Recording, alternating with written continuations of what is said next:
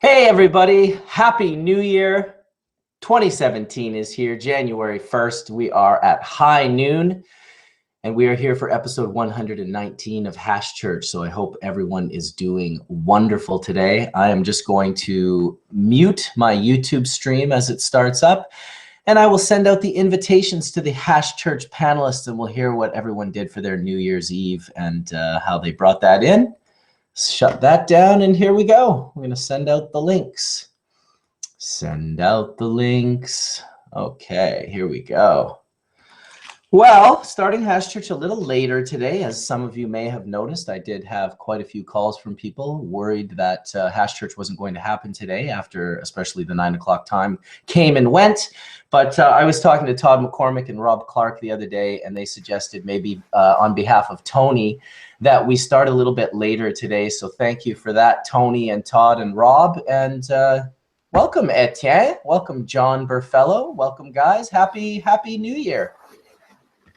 Indra's in the house. Happy New Year to you too. Oh, you got the candle? You got the candle? Hey, don't you go burning down that hotel, Etienne. Oh, but it's just Christmas. Dude, listen, I damn near pissed myself when I saw that person did that photo of of you in the Hash Church group with the little lighter fluid and the light. Oh, dude, my God. that had me absolutely howling. That was some of the funniest shit I've seen in a while. Whoever did that, thank you. Did you send that to your sister? You gotta send that to you. Yeah, okay, of course. Happy New Year. Okay, so behind me right now. Oh, rainbow. I see a little bit of the purple on the bottom there. Yeah. Hey, welcome, Skunkman Sam. Happy New Year. Howdy, howdy, howdy. Dude, you've been in the new year for a long time, haven't you? Yeah, it's already an old year for me. Nice. Welcome, Indra. Oh, you're on mute for some reason. Your mic's not coming through. But welcome, John Lennon, as well in the background. And welcome some big old bottles of Everclear and some blue cups and all the good things that John has brought with him today. But for some reason, if your mic is not working, sometimes what I have to do is I have to shut the whole thing down and start it over again, like the browser at least. But we hope that you get that working because, of course, I know there's a whole schwack of people in the chat room that want to hear from you, Mr. Indra. All right. Wow, we already got almost 500 people. People were anxious. There was a lot of people hitting me up today saying, hey, what's going on? Is Hash Church happening? Are we going to be, are we getting together? Are we doing this? What's the problem? So no problem. We're here. We're going to burn some evidence and send it to. What's that, Etienne? You cut out a bit. Sorry. That's okay. We need to burn some evidence toward the Vatican. Hey, Etienne, when was the last time you cleaned your bong? Well, I'm traveling right now, so this one's a little dirty traveler, so yeah. Calls him out. Skunkman Sam's just like, it's a new year. Let's see who I can call out on Hash Church. We love you, Sam. You want to see my bong? Well, Clean. That's pretty darn clean. I'd be Dude. ashamed to show you mine because yours is birdier. Dude, I've been religiously clean. I've even offended people who watch my YouTube videos and they're like, dude, you're cool and all, Bubble Man, but what the fuck? How can you possibly clean your pipe that often? That is completely ridiculous. And I will say something that one of my mentors said to me years ago. Cleanliness is next to godliness. And it's funny because I'm pretty sure the fucking guy's an atheist, but... Yeah, I absolutely am. And I think what I actually said was cleanliness is next to stoneliness. Yeah, that was the first. That was the first, actually. This goes back into like the early 2000s that I first heard you say that. You were throwing away your screens. You were like hitting one screen and then tossing it away. And I was like, what's up with all the, why are you doing that? Well, cleanliness is next to stoneliness. And I think I will join Etienne for a little. And when I say a little, I do mean a little. Welcome there, Chimera. Happy New Year to you. Happy New Year's, Churchers. And a huge happy Facebook birthday to Chimera, not on his birthday. Yeah, I admit it. I lied to the corporation when I signed up for Facebook. Well, you know what So I to said, everyone dude. sending me Facebook, thank you, happy birthdays, thank you, but Dude. I lied. Sorry. It's pretty funny. I saw like so many people. I was like, oh shit, first I thought it's not Chimera's birthday. And then I just was like, it's Chimera's birthday. Facebook told me it was Chimera's birthday. I've known the guy for 20 years. I'm pretty sure his birthday's in March like mine, but okay, today's his birthday, January 1st. If you give that information to Facebook, they sell it to the capitalist cake mongers. Yes, exactly. Yes, that's how it goes right there. Did you guys see that somebody Dude, changed the Hollywood sign overnight?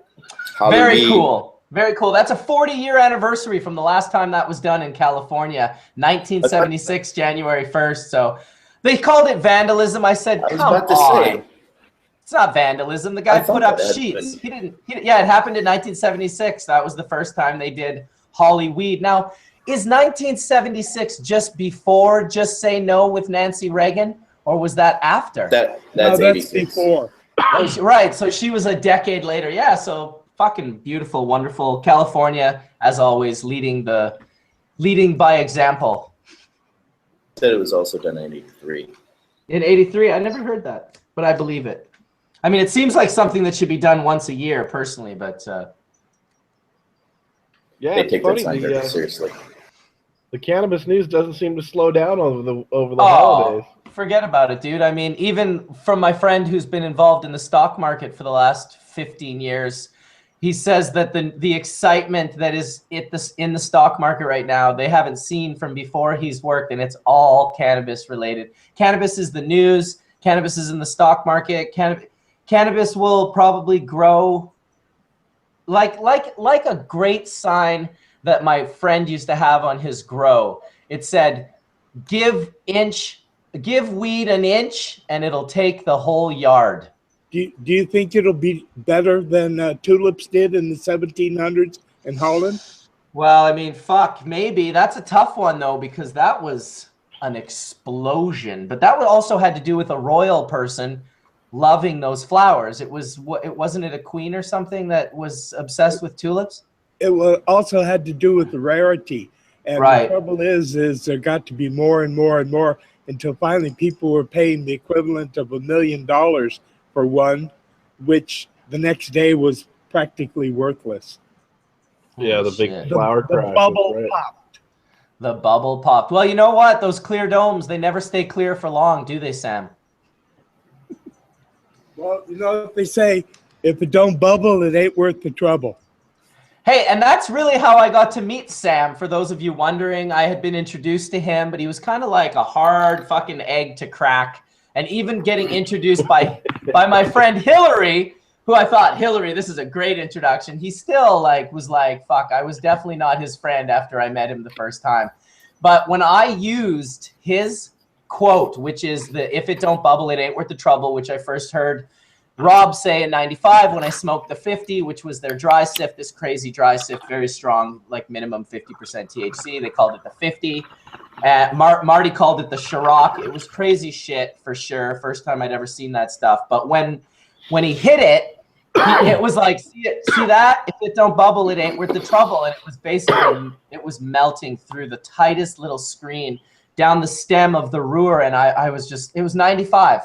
And I was like, what the fuck? So 4 years later in 99, when I start the bubble bag company, and I can't get his hash out of my mind, I think, what a great logo. If it don't bubble, it ain't worth the trouble. And it was Sam emailed me based on that. And he said, you know, do you know who said that? Do you know whose quote that is? And I was like, dude, I know who you are. I know it's your quote. I'll stop using it if you want me to. I'll keep using it if you want me to. I'm good to go with whatever you want me to do. And that's kind of how Sam and I linked up and became friends. Remember, we did make a deal that you promised to give me half of anything that was good enough to bubble from then on. Yeah. I mean, that was just one of my many huge lies that I've told to many people in the community as I stepped over their lifeless corpses to gain attraction for myself. You know, come on, Sam. That was sarcastic for those of you watching that don't know. I don't want you to think that that's what I do. I may stand on the shoulders of giants, but I have always, always, always given respect where respect is due, and no one can say that I haven't. So, bubble up. I'm going to put my mic on mute, so if you don't mind, someone, please talk. That's a nice little bubbler you got there. I have a little frosted one. I want to vote for a revolution. Now that we've got him off the air for a minute, I say we elect a new pope. You. Hey, careful now. I still have admin responsibilities here. I can block your ass out there, man. Wait a minute. I thought you had not only your mic, but your speaker off. You mean you were listening to all that? Oh, I heard every word of it, Sam. Every word. This is how we're going to start the new year. This is how it's going to happen. So somebody was asking last week why I was exhaling and they couldn't see my smoke. This thing's called a smoke buddy. If you haven't seen them, I recommend them, especially for hotel stays or staying wherever you are. It's a filter that you blow into and nothing comes out. So it's a carbon filter you can see here. It's kind of clear and filters around. Definitely perfect for areas where you need to be quiet with your smoke. They work like a charm. Where's Todd? Probably celebrating the new year. No, the only reason I asked was because I was talking with him, I don't know, maybe 8 or 12 hours ago, and Rob was there at Todd's house. Yeah, they're probably doing breakfast. Yeah, Rob's been in. They were the ones that asked me to do Hash Church later so they could be in on time. Yeah, those smoke scrubbers, Etienne, are pretty cool. I was trying to get those into a hospital group down on the east coast of Canada. Some of the nurses were starting to complain. I don't know if it was the nurses were complaining or it was the HR people were complaining about people they were vaporizing in the room, and they were concerned that the attendees in the hospital, the workers, were going to get exposed to cannabis secondhand. And so, I don't know, I suggested those, but... To kill the stink, we used to get a paper roll, cardboard tube from the middle of it, and fill it up with a Febreze, one of those scented things that you put in the washing machine, and then blow the smoke through it when we exhaled. It got rid of it pretty darn good. I'll tell you. Careful with that shit, though, because I'll never forget a friend showing me this bud. He's like, hey, I got this bud. I'm supposed to make oil out of it, but there's something weird going on with it. And I smell it, and I'm like, oh, my God, it smells like bounce. And we track it back to the guy, and he says, well, I do use bounce sheets in my exhaust of my drying room. And I'm like, listen, you have contaminated all of your bud. I don't know what's going on with these bounce molecules, but they are fucking evaporating off that sheet. Even in air being constantly pulled out, it contaminated his whole... It's not a problem when you're exhaling your hit. No, but it reminded me of this story of... I'd never had to tell a guy, like, literally, you have to throw your crop away. It's like, there's no... My friend tried to make oil with it, even after I told him not to, and it was like as though he had 50 bounce sheets in the small batch. We should have given it to Indra. If he can get rid of cat piss, he can get rid of mouse piss, I remember. Right? All right, shit. I heated my banger and then didn't hit it. Time to heat it up again. Time to go again. So that's a waste. I mean, come on. So I don't know if you guys saw this news coming out of the Canadian system. There was an LP that had some pot recalled because it had pyrethrins on it. It was sprayed with a plant wash that had pyrethrins. I guess it wasn't the product wasn't labeled as a pesticide. So they recalled the batch and they pulled it back in and tested it. It turned out that there was myclobutanil on some of these in some of the products. Yeah, I saw that. Myclobutanil is on the ban list of pesticides. Fucking rights. What is Really that? puts a big chink an in this herbicide whole. or a pesticide that's applied during foliar? Myclobutanil is Eagle 20. Testing 1, 2, 3. Oh. Yeah, No, myclobutanil is Eagle 20, so it's a fungicide. It's used for powdery mildew. yeah, But I just again- wanted to explain it for people who didn't know. Fucking Eagle 20. Eagle 20. Like, really? Why not just slap some Avid on there? Well, I mean, the problem is that it's, like I said, it's a banned chemical. It's not even allowed to be used in the system. So it really puts a kink in the whole. Did the you whole know that product was government actually that they're developed? supplying Canadians with pesticide and fungicides. At this point in time, you're no safer than if you're going and buying weed from a dispensary. That product was actually developed by Eagle Bill in Amsterdam. That is so not true. So what you're saying is that product is not okay on pot, but it's fine in corn and soybeans and the rest of the crap that we eat. Is that it? Well, no, I'm not saying that. What I'm saying is that it's on the ban list of chemicals that isn't even allowed to be used in this production system, yet somehow it still turns up. There is issue, though, with it being used on, it's not approved for crops that are smokable. When you burn it, one of the byproducts is hydrogen cyanide. Yeah. So it's So really it's tobacco. Yep. Yeah, it's really something that people probably shouldn't be using, even though it works like quite well.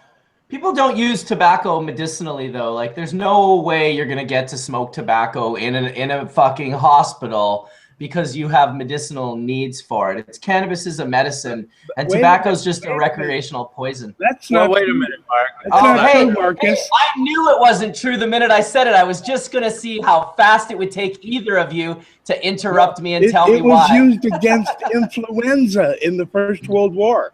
Not Right. successfully, but they used it. Right, but And besides today, that, wait a minute. American Indians have been using tobacco medicinally for thousands of I years. never said they weren't. I said they aren't using it in hospitals. That's what I said clearly. Well, I mean, it depends on how you see a hospital. In those days, it was a teepee, okay? Yeah, well, they didn't call them hospitals. I figured you would understand what my definition of a hospital was. Real straight place where sick people go to die.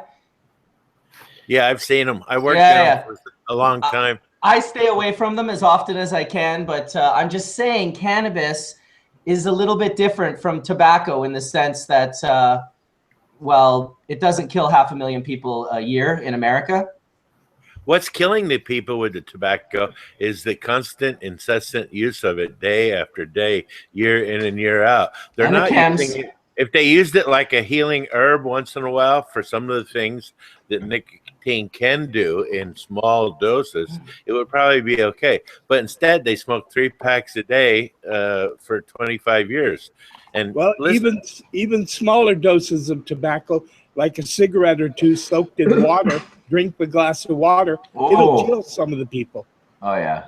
Well, they use pure nicotine to kill racehorses when they break their legs.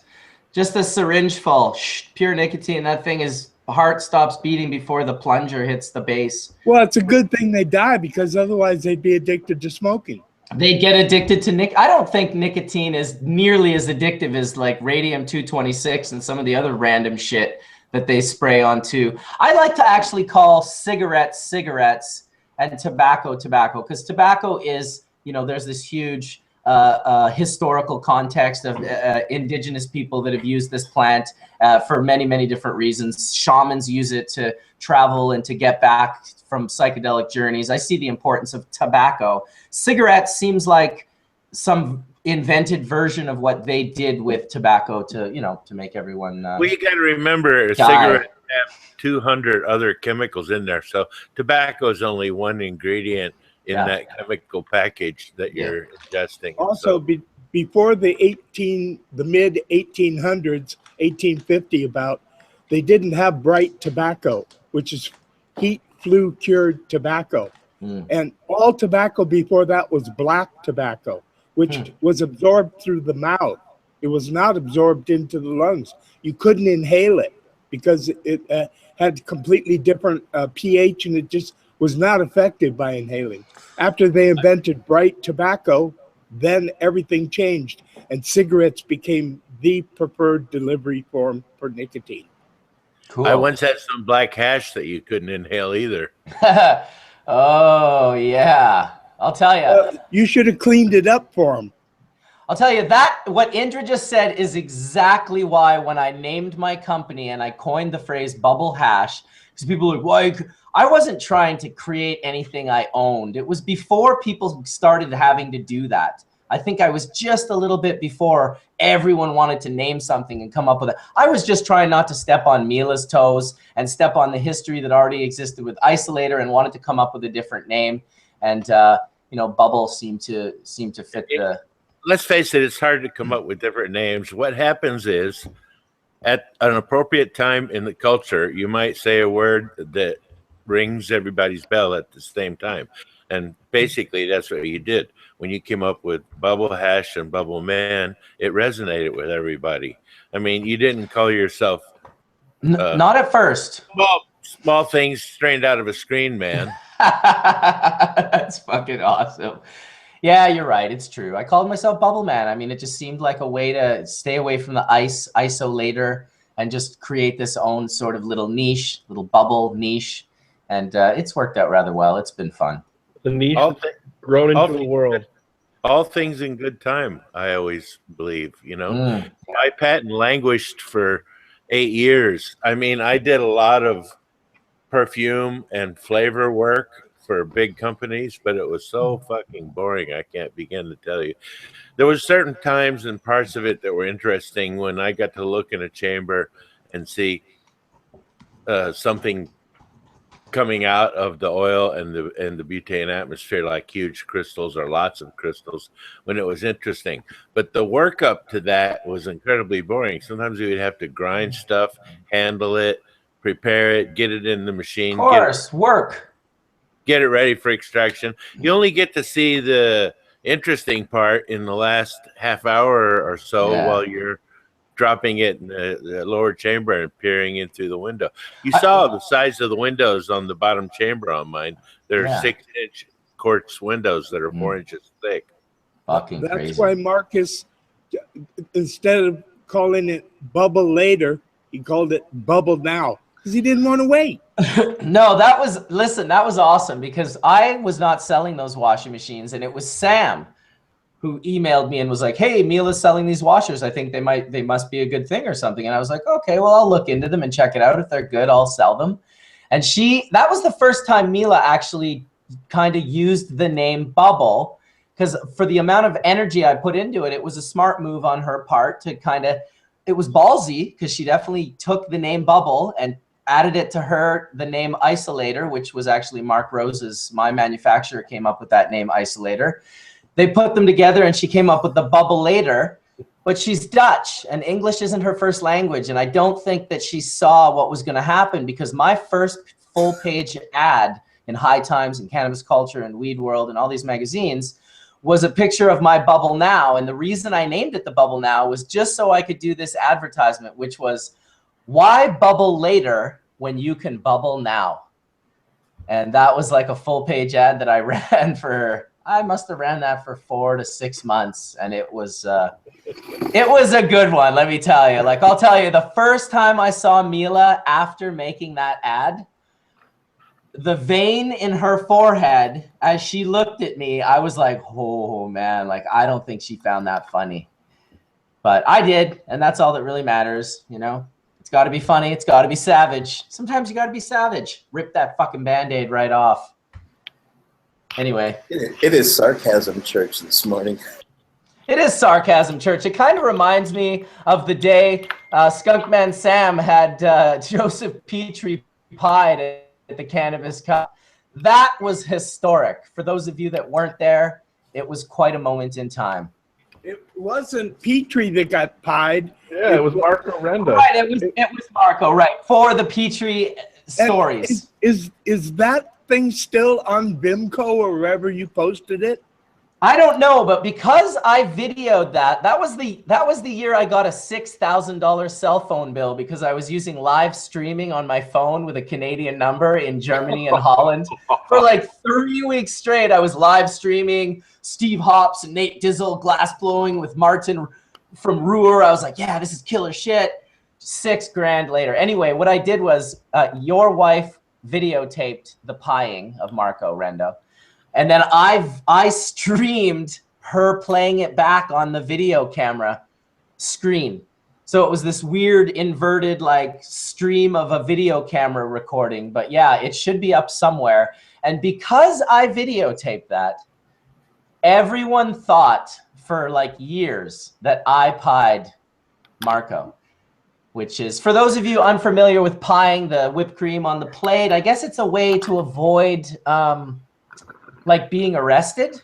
Somehow it's a way to assault a person. It's a way of showing your complete dissatisfaction with them without physically harming them. But also without being arrested, which is crazy because it's still kind of like you're assaulting that person. I mean, well, that's why I hired two semi-naked girls from Attitude Seeds to do the pieing. Yeah, that's why it was conspiracy to assault. It wasn't What happened to just saying? What happened to just saying a friendly, straightforward "fuck you"? Oh no! Listen, you have to understand the backstory here. The backstory is that this guy allowed for slander and libel to be printed about many people. Sam at the top of the list. In a magazine that printed 30 to 40 to 50,000 copies. Yeah, when you become a publisher, you have a moral responsibility to do your homework and check into both sides of the stories. And he completely. Hey, I complained to Marco, and he told me, "Listen, I'm just giving journalists a venue so they can express their opinion. Here, why don't you write a story? Then you can say your side." And I said, "Yeah, sure. Just what I want to do. Write a story to reward you with circulation on top of my misery that you created, asshole." Yeah, no, you are in the right to feel that way. Absolutely. I mean, I won't get into details, but the slander, and not only slander, what he really did was he ratted Sam out. And because in this community where we've all come from, maybe not where some are today, but where we've all come from, there is this sort of unsaid rule that you don't tell people where people live. You don't give phone numbers away. You don't give names away. And in the beginning, when we all had internet names and you didn't want your name put next to your internet name because that was an outing. That was a way to out someone. 100%, it was a rat move. And he did that to Sam. He put his fucking name right next to his internet name and then slandered him with a list of absolute 100% like so wrong information that I'm honestly surprised Sam didn't sue him. No, and like I've actually got something going on similar on the internet right now. People are writing some shit that's just completely untrue. And people don't realize how much they can fuck with you when they start lying about you or talking about things that they don't understand. Yeah. And they think that they have the whole story, but they don't really have any of the story. And this little piece of truth becomes a huge lie. And like you said, it becomes libel. They're not calling you bald, are they? No, nobody would dare do that. Hey, welcome D420K. We're just talking about slander, libelness, and potential assault. No, don't believe him. They were talking about bald guys. Hey now. I think we found our new moderator now for when Mark's not around. It's going to have to be Sam because he's the only one I know that can express the truth in the manner that he does. It's very unique for sure. You have to take hundreds of hits of acid and melt away from your actual body for so long that you come back an atheist, and only then can you have that unique perspective. Yeah. I don't think he's really an atheist. I think that's a cover that he uses to enforce that I'm a tough guy. He's trying to hide his Hare Krishna roots. Yeah. Yeah, I think I remember seeing him on a street corner in Berkeley in the No, late but 60s. I've been to many Hare Krishna temples because my wife and I were vegetarian for 12 years. Dude, I'm And, telling you. We used And to you go to get the Krishna free- temples just for the food and Yeah. what we thought was good vibes until we found out that they were also money laundering, selling drugs, and moving weapons internationally. And I mean, these guys were serious criminals were involved in their organization. Well, in addition to that, the way they keep you coming back for that free dinner, I might add, it was free, right? Is it's loaded with sugar. And so they change you into sugar zombies. You come there, eat the free dinner, and then you sit around afterwards going, hurry, while you're buzzing your fucking brains out. Yeah, I was always opposed to the saltpeter. Saltpeter? That never bothered me. I always use that as an aphrodisiac. There you go. Oh, I'll mute my mic so you don't have to hear my obnoxiousness. Did we lose D420K and Johnny B? Is Johnny B gone as well? Oh, no, he's there. Tony's in the room, but no camera. All right. It's like that right now. So Still what's no everybody's- Todd. Yeah, still no Todd. Or yeah. What are you smoking on there, Bubble Man? What am I smoking on? Yes. What flavor? My flavor of the day is MK Ultra, 25 micron, bubble hash squished into rosin, terp dipped into lemon tree. Welcome, D420K. Hey, bro. And yeah, I think we'll. I tried to use headphones there. I bought a nice brand new set of Bose sound reduction, everything like that, and garbage. Yeah, that's what Bose stands for. Buy other sound be. equipment. Could They be your suck. computer setting. Yeah, something. I don't know. I the name Dude, brand that I you know what could your- wear is all You know what your bought. problem is, Darren? You know what your problem is? You're supporting huge corporations. You need to just build your fucking own, bro. You Well, need to build your own. So if anybody out there has an actual set of headphones besides Bose they recommend me, I'll fucking buy them. So I just spent money on those so I could listen to them on Hash Church and have the headphones like everyone else, just to get them muted because they're too noisy. I don't fucking get it. God damn, fucking waste of money. Could very well be your settings for your recording device on your computer. If those settings aren't set up correctly, it could sound like shit, because even 1995 headphones sound good if your computer's set up properly.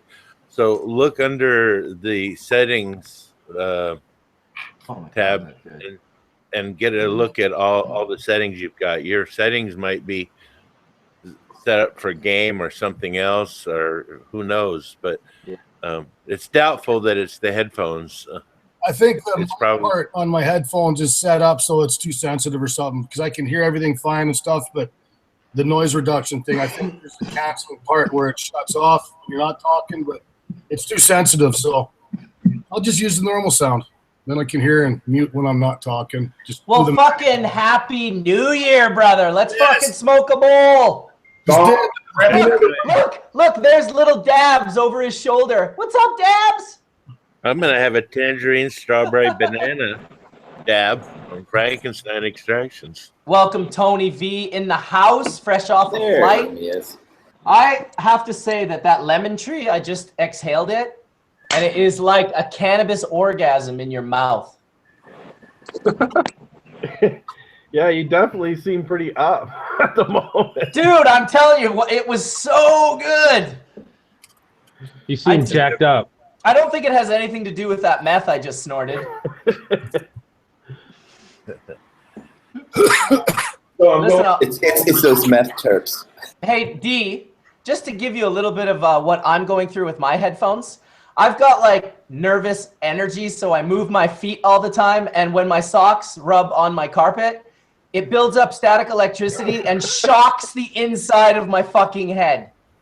Like I've gotten 10 of them now already. So, Is that why you're yelling? yeah, that's why I'm yelling. He's screaming. I'm excited!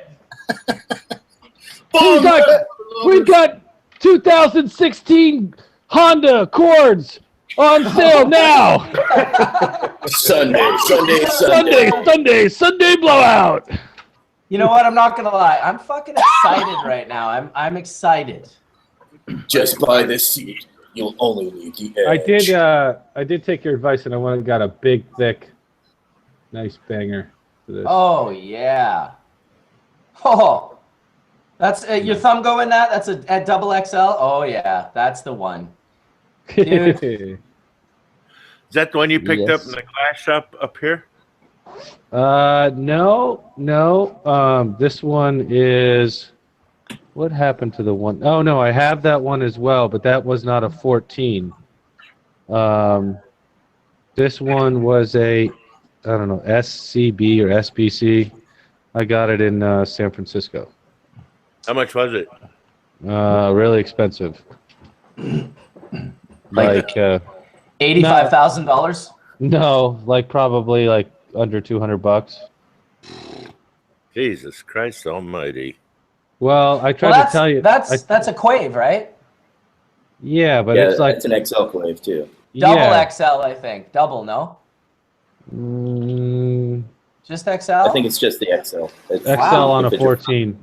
Wow, but I your can thumb remember fits in when it. they used to pay you $200 to take a pipe. Damn, those were the good old days, hey? Now we're like shelling out serious dough. No free motherships for me. Well, you know, I was just trying to, the example of we got this other quartz, and somebody's like, yeah, this banger's like $12. And I'm like, I don't know why that feels wrong. I was like, I feel like I should be paying a lot more. And they're like, oh, no, this is what it is. It's like $12 or $15. I'm like, yeah, I don't know about that.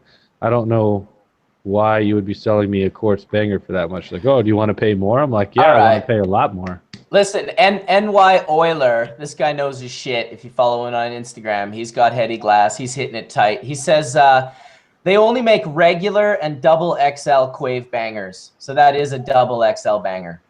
Okay. If your thumb fits in it, it's generally, and you don't have small fingers. Like you're a big dude. That's a good size banger. Big banger.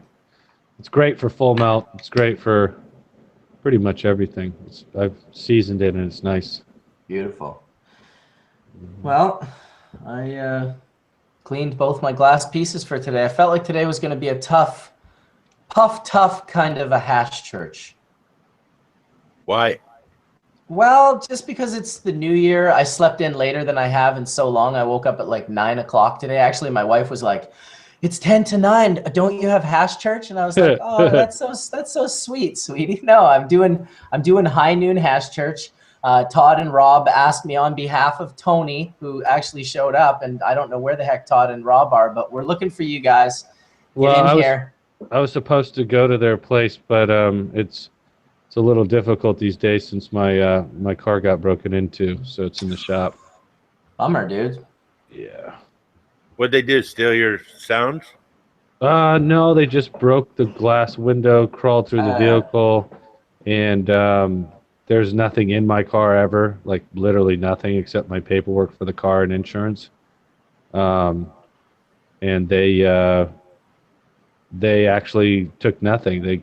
They left me a cup of coffee in my seat, and they left all my paperwork. So they got just inconvenience of life, I guess. I remember one time my friend had a car parked on the Albertkuip in Amsterdam, and they broke into it and they stole a case of empty beer bottles. Oh, they did steal. I had those like for road trips. You know, when you get like astringent facial wipes, like just to kind of moisturize your face. They took those. The only thing. It's easy to find who did it. Just look for the people with dirty faces. Right. Clean faces now. Oh, that's right. Clean faces. Unbelievable. Well, did everyone have a good New Year? Did everyone bring it in with a bong rip or some good friends or family? I did a dab right at midnight of some full melt goodness. Turk dip already sitting outside in the snow, cracked a bottle of champagne, and lit off fireworks in the front yard. It was awesome. Nice. Yeah, it was me and Helena, and it was just an epic way of bringing in the new year. Bong. Beautiful. She did a bong before we got a kiss. I'm like, sorry, honey. I get it. Sweet. Sweet. Yeah, That sounds like a good plan. You Yeah, know I went what? for kiss I then find bong. alcohol does not mix well with fireworks. The one time I drank like about a half a bottle of champagne, this must have been 30 years ago. I was in Thailand, and I got so tired of lighting fireworks that I had bought, I threw a match into the box. And Oh my it went God. thermonuclear.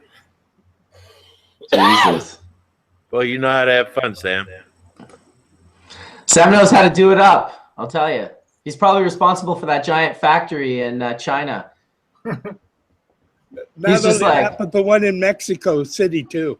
You know what? The one in Mexico City is pretty impressive, I have to say. I just want to know that why is it when people film those videos, A, they never turn their fucking phone sideways, and B, whenever the good shit happens, they get so scared, their camera goes like, focuses down on their feet. Well, and what I say is, wouldn't it have been a lot better if it would have gone off at night? Well, yeah, absolutely. Still pretty impressive, though. All right, I'm having a rip. I'm muting my mic and having a rip, so by all means, gentlemen. I'm going to show you what I did the other night. See those stitches on my hand? I was doing dishes, minding my own business. Just Damn, dude. and whoosh, I was like, holy shit. And it was some Was nice it- meat hanging out. It was like, my first thought was I could duct tape that. But then my daughter was here and she goes, Dad, you go to the hospital for that. Yeah. How many stitches was it? 10. I took 2 out already that got ripped out from the flap of the skin, but it's healed up nicely. You know, it's only been a couple of days. Well, you know what they say, D? Shit. You know what they say? No, I'm sure you're gonna tell me though. Dishes give stitches. Was that from a dish or from a knife? Broken glass. Yeah, Fuck. yeah, Nasty, dude. yeah. Need to be a little more. Don't throw the stuff in the sink before you wash it. Damn it! I don't. But you know, I got a cold on Christmas Day, and I was sick and bedridden the whole the whole week. I drank the last 3 nights. I made these big, huge juice concoctions from my cold press juicer, and I just overdosed on that stuff. And I feel great now, and bong ripping with everybody. So that was my Christmas week and my New Year's. I stayed home last night because I just didn't. If I go out at the tail end of this cold and go have a few talks with a whole bunch of people and everything, then guaranteed I'll be fucking sick. So I just stayed home with my dog, pigged out, smoked out, went to bed. Yeah. So which one of you threw the glass in this thing? It was probably one of the kids. Don't blame them. John wants to get to the bottom of who broke that fucking glass, D. That's I just awesome. grabbed it too, and just like I just went whoosh, right in, and it just flapped. I mean, it didn't get no tendons or nick them at all. Just got the meat, but it was ugly. Bled Well, good. that's why you need to eat and drink out of plastic plates, plastic forks and knives, and paper cups. Then Paper that plate. never happens. Paper plate, so I don't have to do dishes. I do less. Trust me. I do have the plastic cups too. I'm a bachelor, man. I know how to do that for sure. So sometimes, Yeah. Then you probably would have got a paper cut. yeah. Wouldn't have got stitches though. Would have been okay. Oh, we're glad you're okay. Well, Thanks, I just, I haven't used a metal fork in years. I only use plastic forks, knives, spoons, paper plates, and plastic cups. I've used plastic many times myself. Power up, mother lovers. you know what the most incredible experience I ever had of like a recycling experience in India when I was at the Maha Kumbh Mela? These dudes had this big pile of like clay. And they would make these cups, and they would make like many of them every day. And then the sadhus would sit and smoke chillums and drink tea from these little clay cups. And when they were done, they just smashed them on this pile that would get like water on it. and it would turn back into clay, and they'd make more cups. It was pretty fucking trippy. I'll tell you what, I don't know if you spotted it at the Kumbh Mela, but there's another vendor there that takes those same clay cups and puts a yogurt mix in it and puts them in an oven and bakes them, and it changes into a custard, which they called Bombay custard. And it is the most delicious stuff you think you've ever put in your mouth. I mean, I have sat outside the spot where they make those, and I told the guy, no more of these half cup things. I want you to make me one in this quart bowl. You know what? I don't know the name of the thing I had, but I had this mango gelatinous shit that was so incredible there. It was fucking unreal. I don't think it was baked though. It was just like a, you know, like one of those desserts at the Indian restaurant, but like done better than I'd ever tasted it before. That's probably because it was making it had sugar in it. The Indians are famous for loading things up with sugar. They even have desserts that are just flour and sugar.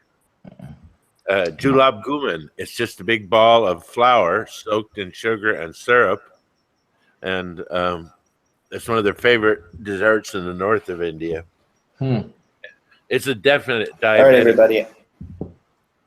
I'm heading out for the new year because it's early here out in Hawaii time. So much love. Happy New Year, everybody. And Hey, have Jen. a great day. Happy New Year, buddy.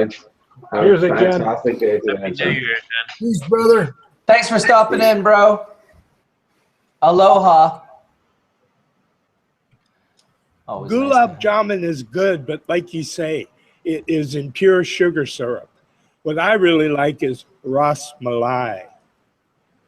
Yeah, I like it. I didn't say I liked Gulab Jamun. It's a diabetic starter kit. Oh, Have a new rig, Tony? Tony's dabbing it up out of the new piece. Hetty Macarino. Yeah, a lot of people on, you know what? Everyone on the, it's like Indra just got new glass. Fucking Johnny B's got new glass. Tony's rocking new glass. I just got a few new pieces. It's This is a sick recycling. a lot of new glass on the panel, no doubt about it. I'll tell you, I was having a hard time getting excited about dabs using all the really inferior stuff and the electric nail and the rest of it. I was getting burnt out on it when Etienne gave me this thing. I tried it first at the Emerald Cup. He had one, and I was just blown away by how smooth and nice and easy it was. And now that I've gotten mine, I've been dabbing like crazy day in and day out. In fact, I spent 2.5 hours last night doing a dry sift to get myself a bunch of transparent little heads to try out myself. I can imagine that I would ever sit for 2.5 hours and do that. And I probably never will again. What I did, though, is I ordered a little tiny motor which provides horizontal vibration. And I'm going to hook that to my screen and put it over top of a liquid nitrogen overhead with a 200, what is it? LPI. 90? LPI. 200 Yeah. LPI. And- It's more like 70 micron. And yeah, 70 microns. And I'm going to see if that will give me that little pile a little easier and a little faster. It'll make your starting material a little bit nicer for certain, but I bet you it gets you to like 80% heads or something. Here, Well, I would start with 140 material that went through 140 screen. Yeah. I've got a Farmer's I've got a grade. guy- Farmer's grade, but a little better than farmer's Nice. grade. He puts it through 140 Maybe- screen, but he doesn't. Maybe 50% heads or something.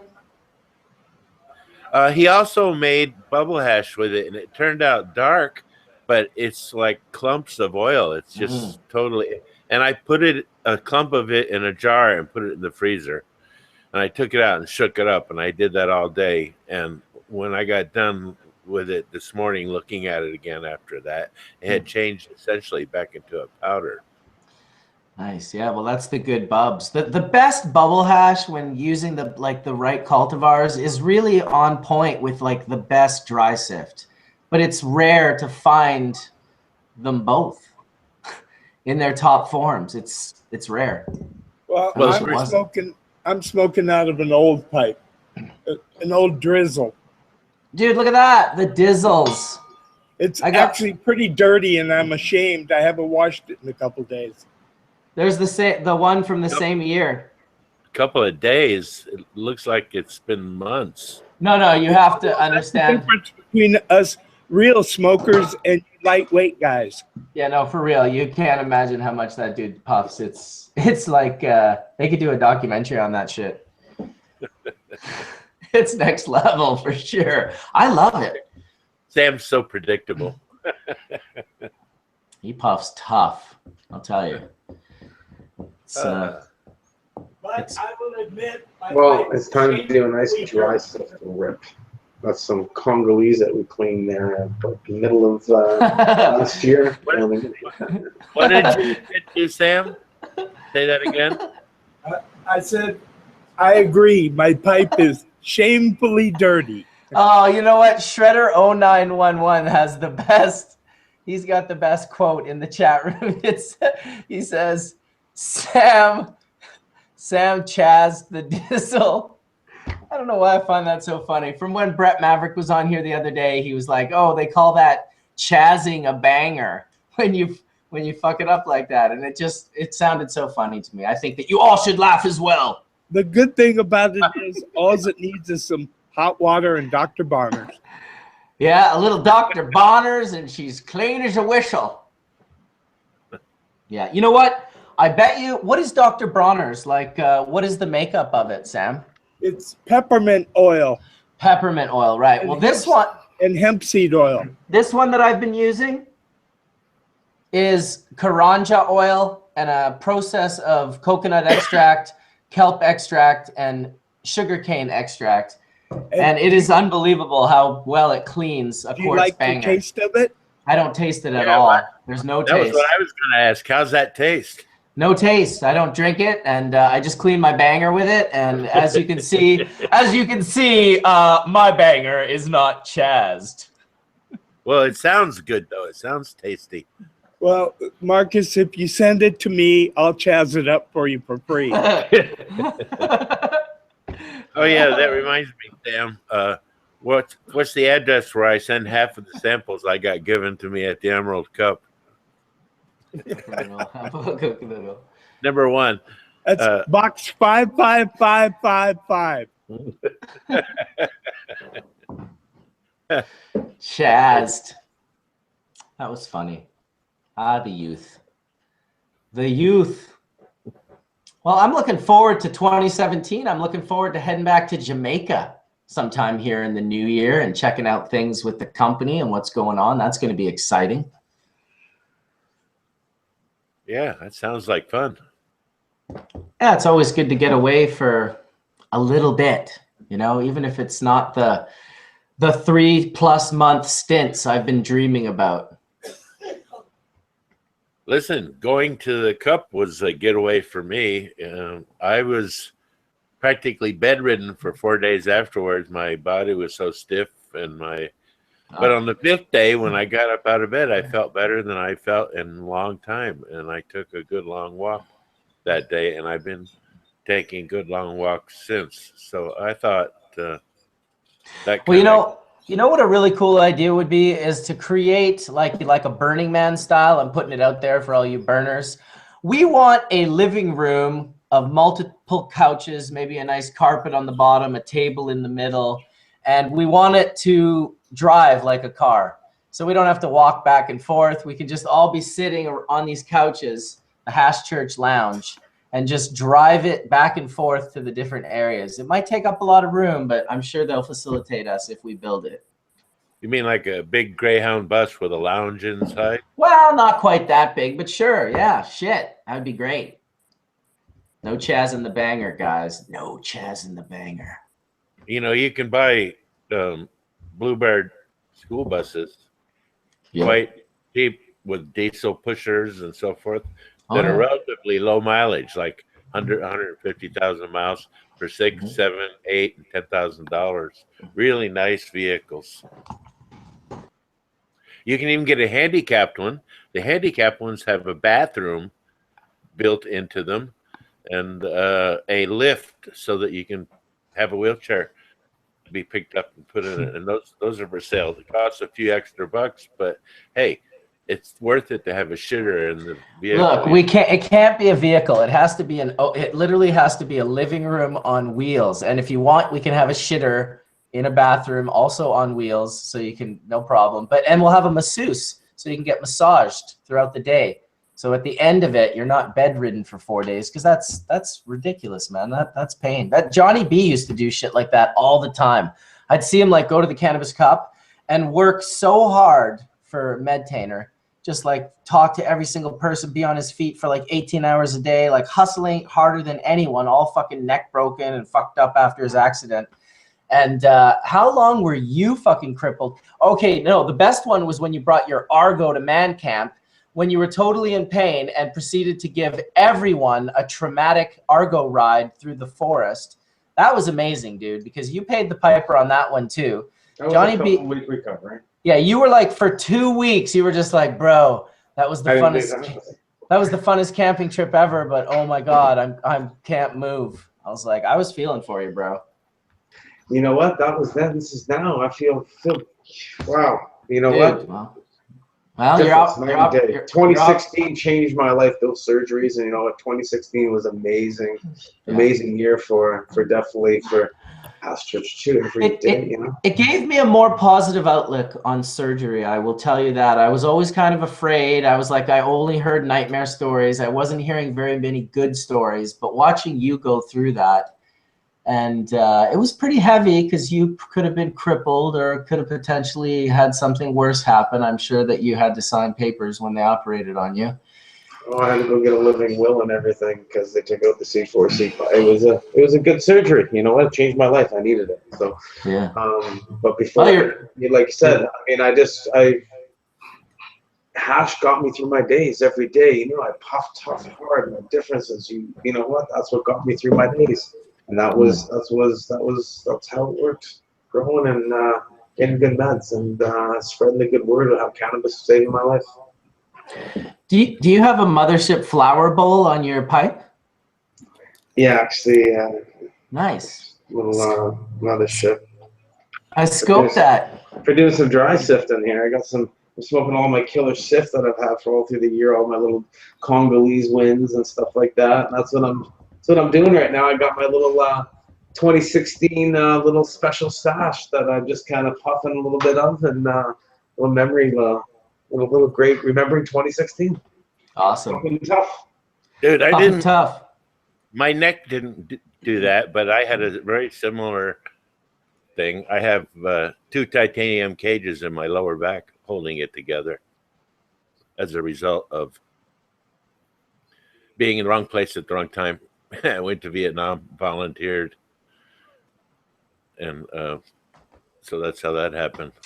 But I know the trauma that you go through, because when they put them in my back, it was a very long operation, and it was very difficult.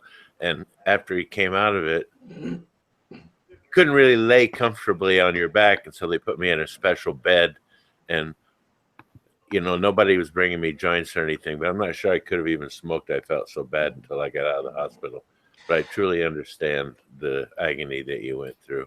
Oh, you should have seen him in the hospital. First of all, I'll tell you, he was about by 10,000 times the happiest person in the hospital. Everyone else had just suffered some traumatic neck or back injury. People were in these special beds with like posts coming out of their necks, stabilizing and holding them in place. And, you know, we walked around the corner and it was like, oh, there's Johnny B. And it was like, I thought he was going to pop right out of the bed and just start dancing. Like, we were like, calm down, dude. Like, you look great. You're super excited, but like, you just had a surgery on your spine. Like, he was like, I feel great. Like, you don't even understand. Like, was it not amazing, D? Well, yeah, I was just gonna add he was dancing as soon as he got out of the hospital. I know, he He was did. dancing across his floor and everything like that. Almost running up my stairs up to my apartment. He had so much trouble going up and down my stairs. He'd have to go sideways one way and then the other way and shuffle and shimmy. And now he's just like, I can walk straight up with these stairs, no problem. Now he's double stepping it, chasing me up there. So he was doing. Well, the absence. He was pushing the absence apple pretty good with. Dabs. Sorry. And here, there's Dabs. Derbs. Hey, there's Mark Scaldone coming off of 4 nights at MSG. Woo, man! Did you melt your face away? I got a blank space where my mind should be. I got a blank space where my mind should be. Great fish tune, I have to say. Yeah, it was awesome. It was I don't know, I'm out of superlatives. It's just keeps on getting better. The gag was pretty interesting, you know. Yeah. And, yeah, so they always do like a New Year's gag, you know, like a big some type of production or something like that. And you know, so last night what they did is they on their latest album, Big Boat, there's a very orchestrated tune called Petrichor. It's a very long, multi-sectional tune, and it's about rain. Petrichor is the smell after rain. You know, that's the smell of rain. Yeah. Didn't even Trey write that with like an orchestra in mind or some other like horns and shit? Yeah, actually, absolutely. I saw the debut of that with the Portland Symphony Orchestra in Portland, Oregon. Right. Some time ago. But yeah, it's written for. It's a very orchestral piece. And it's on their latest album, and so they did have some accompanying musicians. They had a horn section, most notably Jen Hartswick and Natalie Cressman on horns. The other dude, the baritone sax player from Trey's band, and also the guy from Hamilton, the drummer from the Broadway show Hamilton, was the percussionist on stage.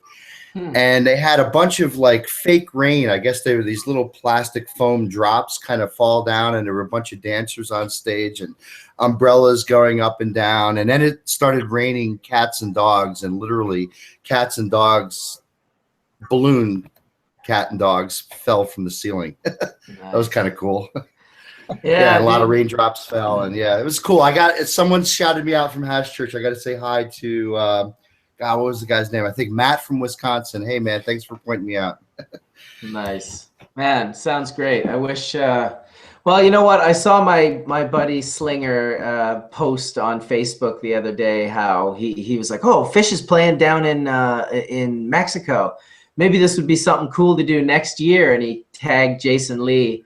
And those are basically two guys that I met picking them up hitchhiking on Fish Tour. So it would be very cool next year to end up 2018 with a whole group of... Bubba Man, that's actually a show that you can go to. You can go to Mexico, right? I can go to Mexico. So, dude, come on, man. Let's go. So all right. I do have a miracle for Hash Church, and that is Little Hot Water and Dr. Bonner's. Oh, shit. Look at that. Sam knows how to clean a pipe. Dizzle would be proud.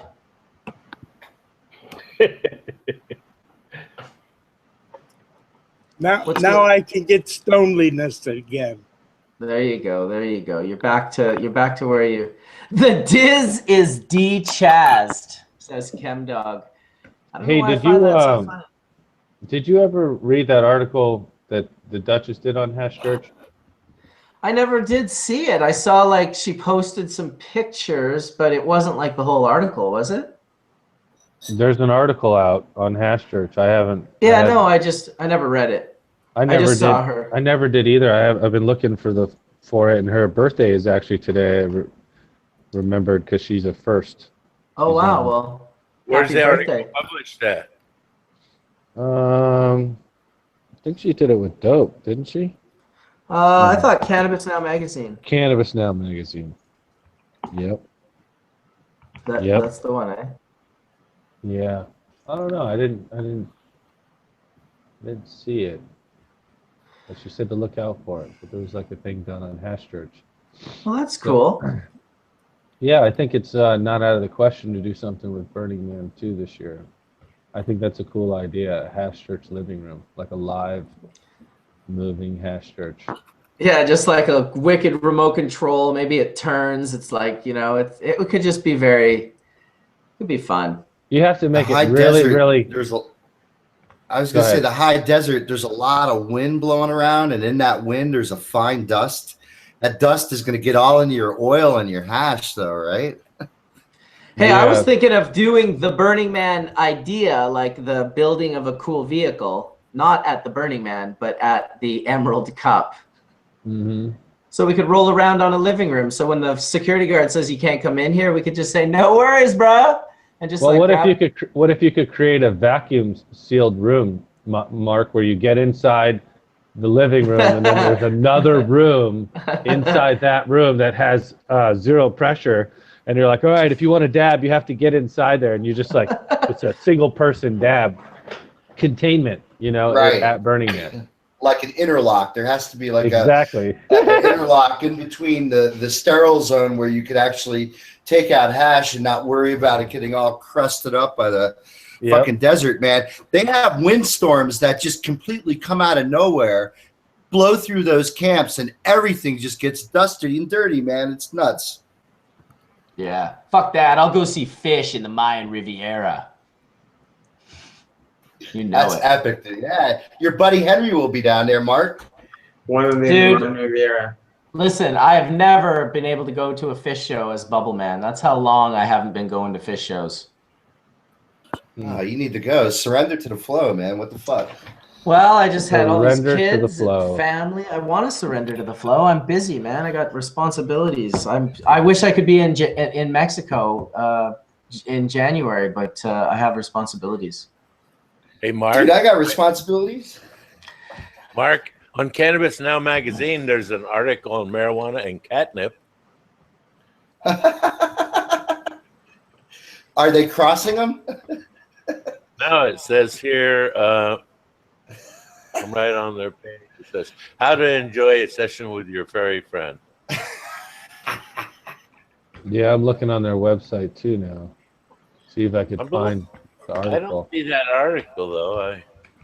Well, just contact the Dank Duchess. She has it. It's probably not online. It's like in print. It's a magazine article. It's true. No, I think I found it. Let me see. Don't even think about ditching us, Johnny B. You're in it for the fucking long run. Jesus, I got to do breakfast and stuff. I got Hey, chicken sausages sitting out, and I got eggs, and we got some nice thick toast, and I'm gonna make a nice little afternoon brunch, and I'd be shoveling snow all morning, and I'd be puffing. I got all my little dry sift, little tokes to have for the day, and just kind of sit back and enjoy 2017. And wow, we got a lot going on, but I want to say thanks to everybody. You know what? And have a fantastic day. And hey, always, are we gonna film Puff Wednesday on Tuesday morning at 5 a.m.? we are. That's what we're doing. Excellent. Excellent. I will see you at 5 a.m. I'll talk to you later, my friend. All right, Peace, dude. everybody. Have a good one. Say hi to your better half. She's right here looking at me. But Happy New Year's, everybody. Tony, See you guys. Post the URL, Tony. Well, I found a link where it says look at Duchess's article, and then when I go to it, it's like buy the magazine. So I'm trying to like find. There's gotta be another way to.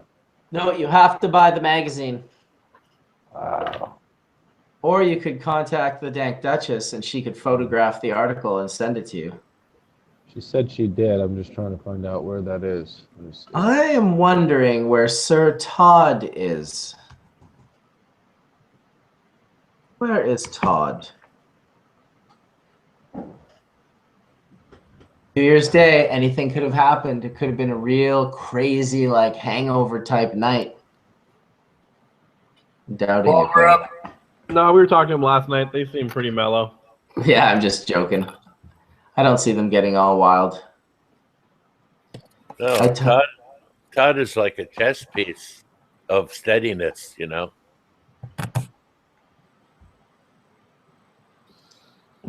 Is that a thing? Is that a thing? Like a chess piece of steadiness?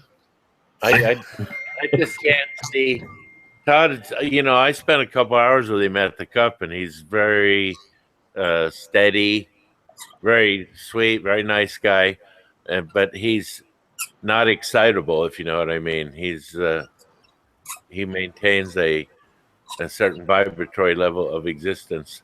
Yeah, he's that pretty even keel. Yeah, I couldn't see him drinking himself into a stupor and acting like a jackass. Nor could I. Nor could I. We lost Tony. We lost John. And Sam. No, I'm And here. Sam, tricky. Interesting. I'm trying to check out to see what's going on with Todd. We will find out what is going on for Todd. Me, I'm gonna have another hit of this lemon skunk times skunk. This rosin from Frankenstein is just really making me into a rosin monster. So Excellent. pretty soon I'll be walking the night just like Frankenstein, going fire, bad, Rosin. rosin, good. Indra, embrace the rosin. I have to. It's fucking fantastic stuff.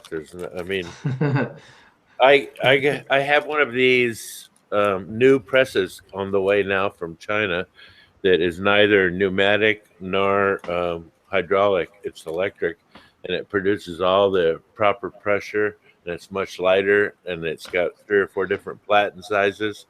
And when it gets here, I will start pressing my own rosin, because I found several people up here in the woods selling quarter pounds of 140 sift for 350 to 400 bucks. And I just take that stuff and refine it down to the clear. And surprisingly enough, even on 156 thread per inch screen, it produces almost clear resin. It's glass-like. And I'm getting real addicted to that stuff. And by the way, Sam, that reminds me, Sam, I want to say something to you. I've been wanting to say it for a little bit now. Your method of dry sift produces 99%, and my fast cold separation method does not do that.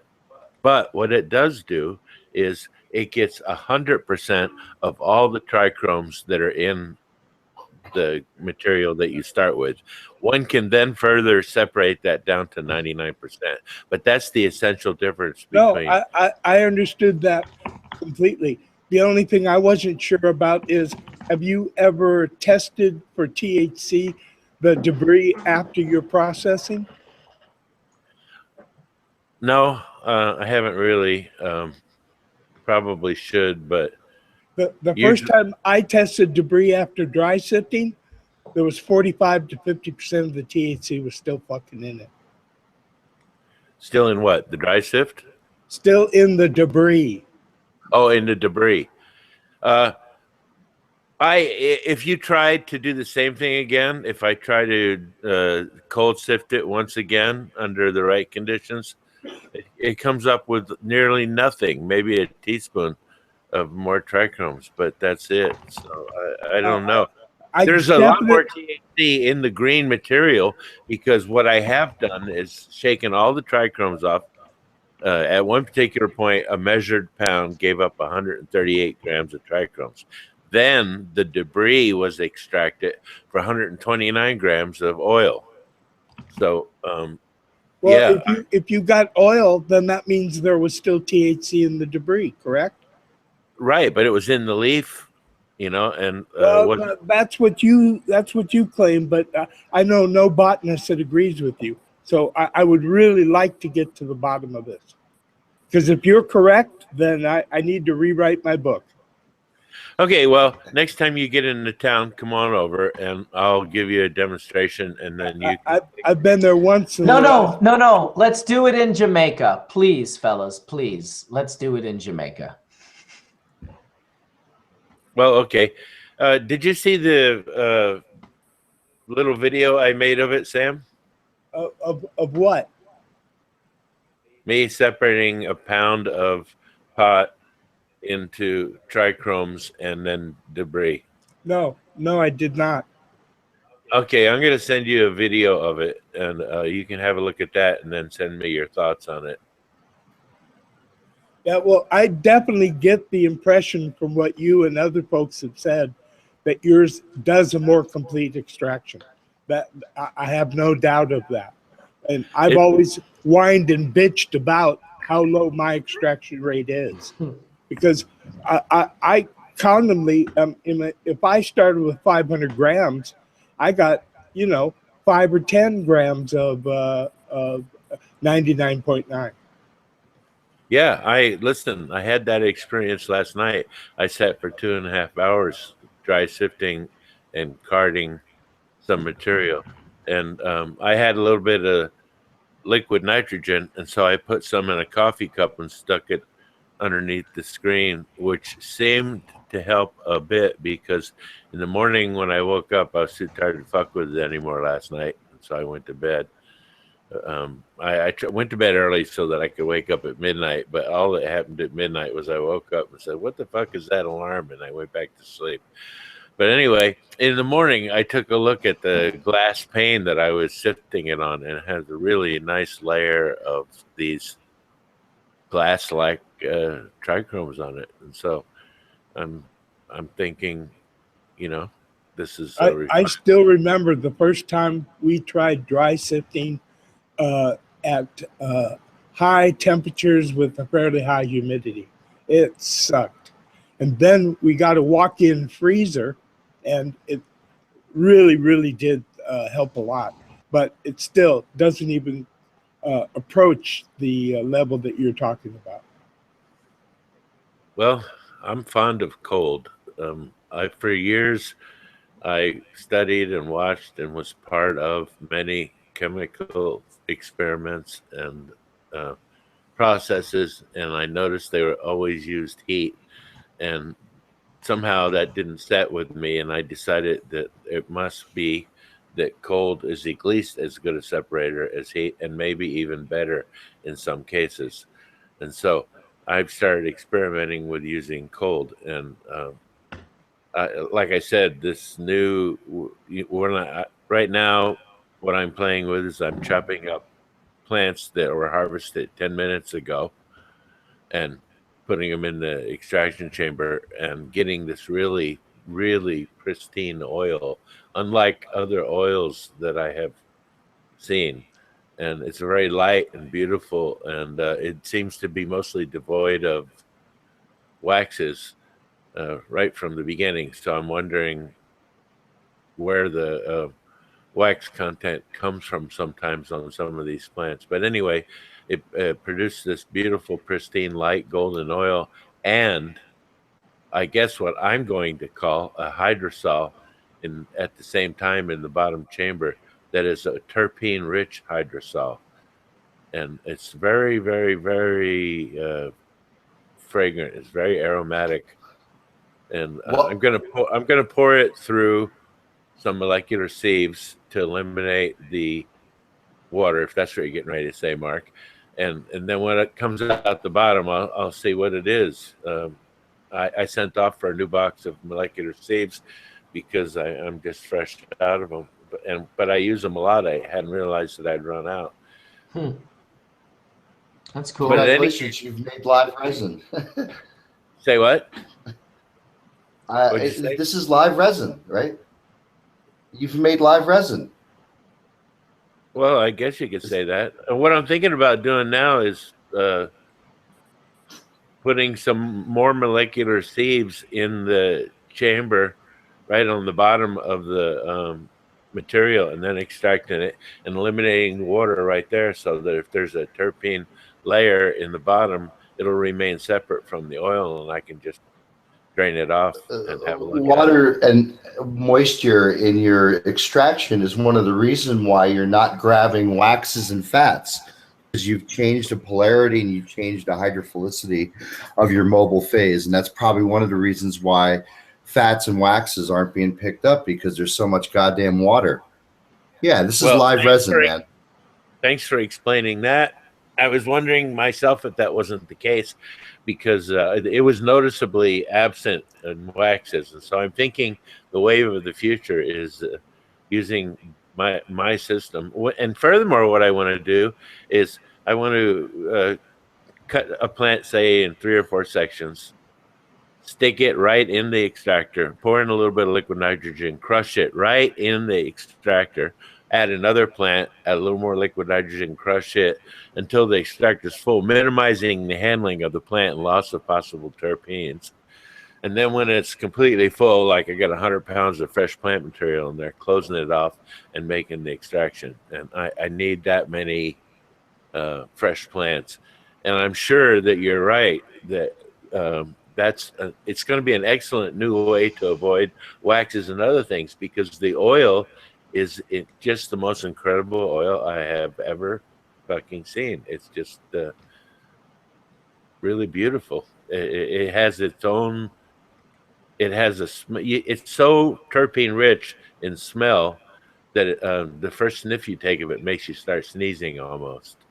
Yeah, this is basically the category that's called live resin. And I have a funny story to relate. I had a friend, actually a good friend, Dave Malone from Green Dot in Boulder, Colorado, come visit me. We were going to see a fish show in September, back on Labor Day. And I was staying at a, I don't know, Holiday Inn Express or something like that. And my room was right by the elevator. And Dave showed up and opened 2 or 3 jars of live resin in the room. And within about 20 minutes, I got a knock on the door. And it was the young lady from behind the desk. And she said that there was a complaint of marijuana smell. And we hadn't even dabbed. All he did was open a couple jars in my room. And my window was open, and my door was right next to the elevator. So someone got off the elevator. And if I remember correctly, he was showing me things like clementine, and I think there was a Jack Herrera cross in there. But these things were just so damn fragrant. And I think Tony will vouch that, Green Dot is one of the best live resin makers in Colorado. I can't believe that we got a complaint in the room for marijuana smell from just opening 2 or 3 jars of live resin. And it was the most fragrant live resin that I've smelled in recent history. So, yeah. I'm telling you, when just opening the chamber to get it out, everywhere in the place smelled like it. It was just totally permeated everything. Even 2.5 or 3 hours later, when someone stopped by, I opened the door, and before they walked in the house, they smiled and looked at me and said, "Whoa, let's smoke some of that shit."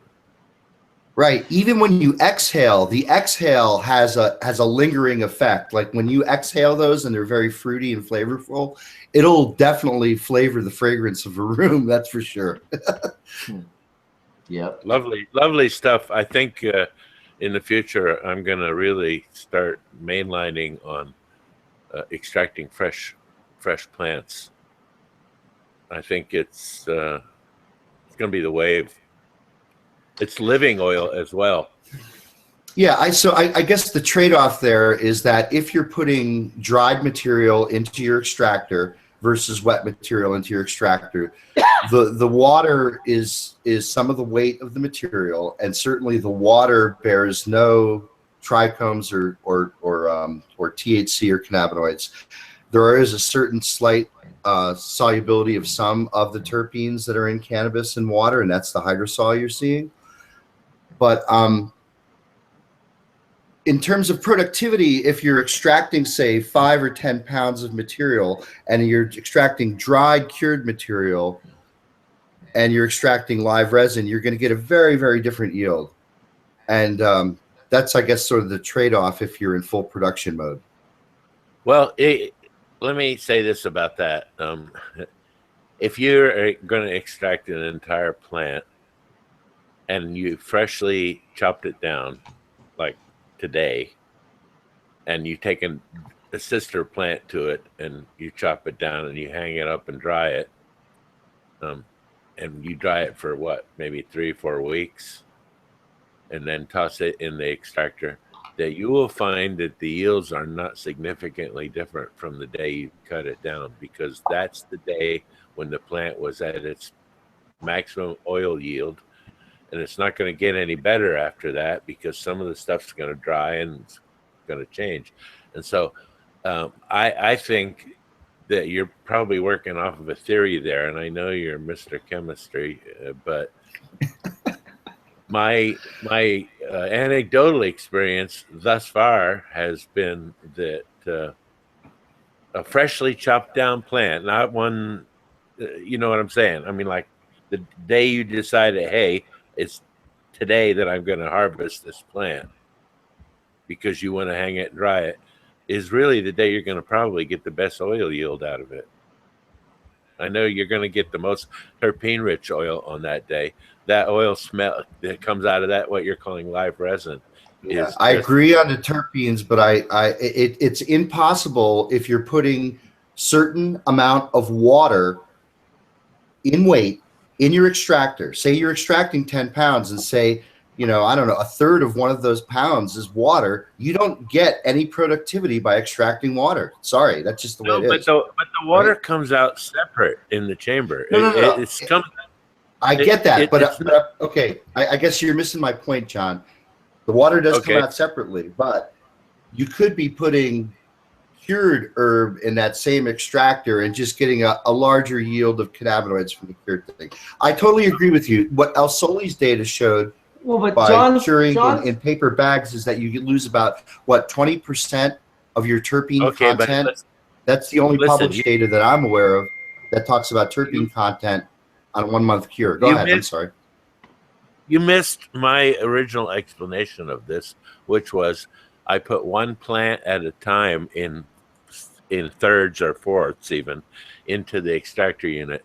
Then I dump in a little liquid nitrogen and reach in with a baseball bat and crush it. And I keep doing that until I got 100-pound load in there. And when I get 100 pounds of fresh load in there that has been crushed up under liquid nitrogen, it's really no mass difference, negligible, for me putting dry bud in there that's crushed up. You know, it's the crushing it under liquid nitrogen makes it very powder-like, and it produces a very superior extract because you immediately close it up, pull a vacuum on it, and while it's still frozen, you hit it with the butane, but it comes through these special nozzles that create a serious temperature drop, and you're keeping it right at and right near the same kinds of temperatures. And so you get this pristine oil, and it smells better. I don't care what anybody says. I've smelled that and smelled the very same plant extracted 3 weeks later that was dry. And the first thing my friend said to me when he smelled the both of them was, can we add some of this oil to that oil so it all smells like that? And that's a common thing I've heard back a number of times from people who've made that kind of extraction that you're talking about. And Indra, if you do the extraction 2, 3, 4 weeks before the plant is fully mature, does the oil come out consistently different? In other words, terpenes go through a smell change from early flowering to medium flowering to full tilt flowering to past flowering. The smells change consistently.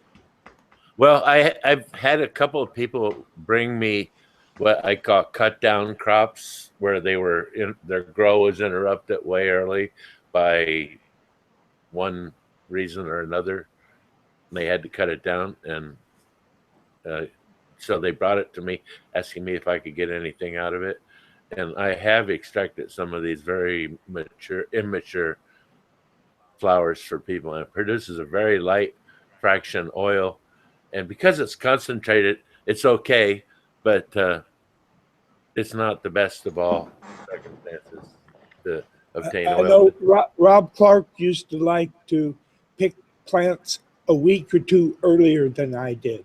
He liked them when they were what he called the more younger and upper, whereas I wanted maximum potency. So, I mean, my varieties in general were not couch lock. They were up to start with. But and I know that what was changing was the terpene profile. Well, I used to have a deal with people where I would take a pound of their material over a period of time.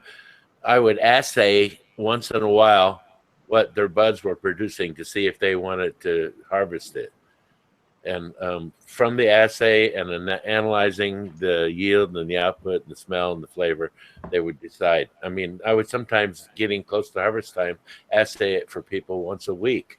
And when the plant would get at its peak output, they would chop it down, and we would carry on after that. But the other thing that I found was that when I pulled my plants when they were mature, whether it was haze or skunk or whatever the frick it was, and I would dry them for about 2 weeks until I could box them up and cure them for a couple of months. But if I would smoke it after 2 weeks of drying, I could technically do it, but it would give me laryngitis. I don't know if the terpene levels were too high, or I don't know what the problem was. The weed was dry, but it was not cured. What were you extracting it with again? I wasn't extracting it. I was smoking the herbal cannabis.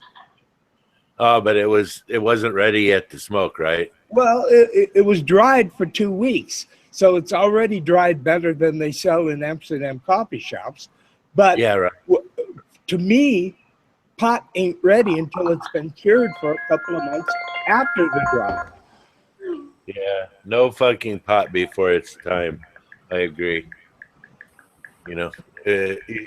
So what I'm wondering is, when people do this fresh stuff and they smoke it for long periods of time, are they going to get laryngitis? Like I used to get laryngitis every winter around Thanksgiving time. And it was for me taking varieties that had only been dried for a week or two and trying them because I wanted to see how good they were. Yeah, well, you were smoking a lot of stuff that was combustible that wasn't good for you in the first place. Combustible, let's face it, inhaling smoke into your lungs as a way of getting high is probably... Yeah, but the same plant 3 months later didn't do it to me at all. Right, because it had time to matriculate out of the plant material. Whatever it was that was irritating your throat and lungs. Okay, but when you do fresh extractions, are you going to grab that irritating thing?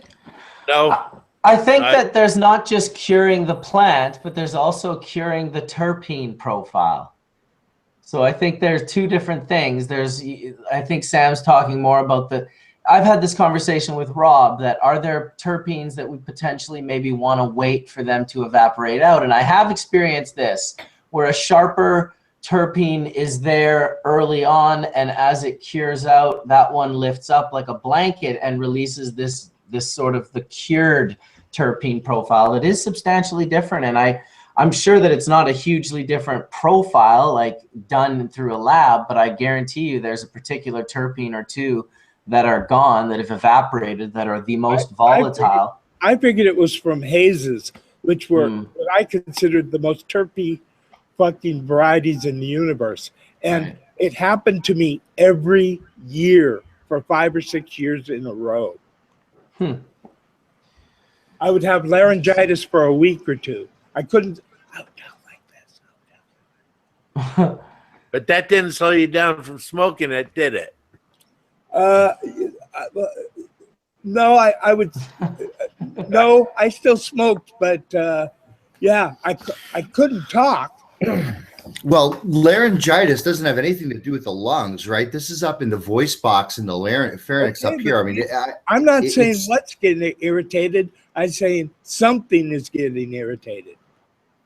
Right. Well, and it's probably a terpene or a mix of terpenes that's somehow changing. And terpenes are metastable, meaning that they are stable while the plant's living. But yeah, as I think what Mark was referring to in terpene curing is that the chemical composition of some of the more minor terpenes in there can thermally rearrange on exposure to air, or now that they're no longer being produced in the plant and have a functional, role in the plant's biology, that they're going to succumb to the same type of conditions that when you leave an open bottle of terpenes out and they start turning yellow or they change color, the same thing's going to happen on the plant.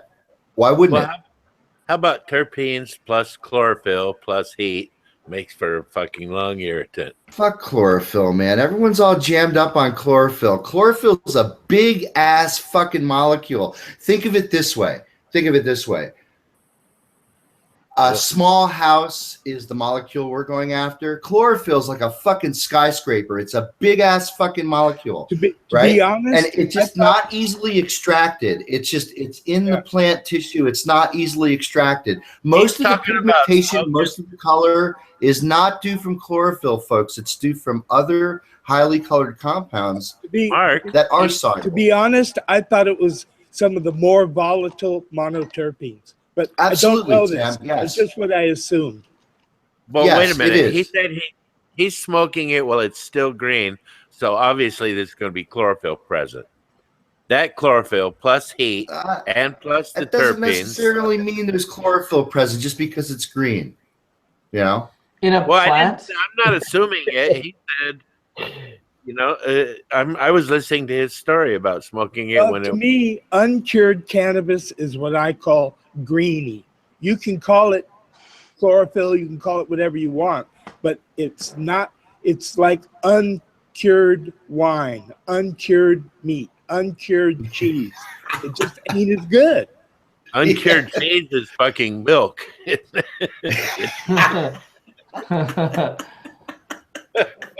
Well, aged meat is better than regular meat. Anybody that likes a good steak knows this. Do you want to back that up? I haven't eaten any cows for 45 years, so I wouldn't know. Well, I ate them for you in your name. That's good. You can have mine. They're all yours. I'm just not into cows as food. I like they're friendly and nice, and I like to spent a long time take mushrooms with the cows. They're cool. I don't eat them. The cows all know right where the mushrooms are too. By the way, if you've ever gone mushroom picking, let me tell you, there it is, right there. What you do is, after the first few mushroom patches you find and you eat them and you start getting high, then you ask one or two of the cows where the rest of them are. Sure. And they will lead you right fucking to them. Or they'll say something. They'll say something like, follow the vibrations. This is hemp. Someone asked me. T-shirt. Nice T-shirt. I like it. Yeah, it's got the Bill Hicks quote. Stand up so you can see the whole thing. There it is, right there. There it is. There it is. What? It's just a ride. Oh, okay. I used to have a T-shirt that said "Caca de vaca." Yeah.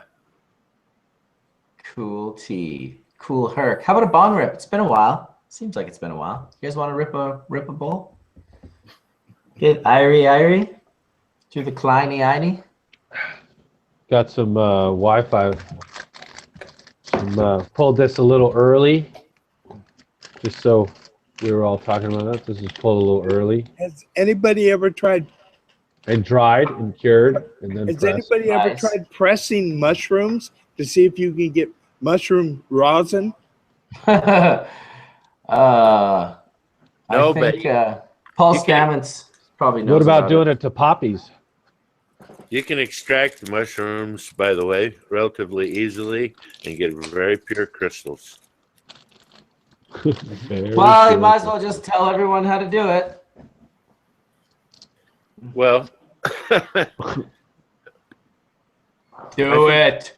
Are you being sarcastic? No, not at all. Honestly, that's a very good thing to tell people. It's they can find out as well on different websites. Is it water soluble, Indra, or is it alcohol soluble? Well, it's an alcohol soluble process. You just soak the mushrooms in ethanol for 2 or 3 days, pour the ethanol through a coffee filter, let it dry out. Bang, there it is.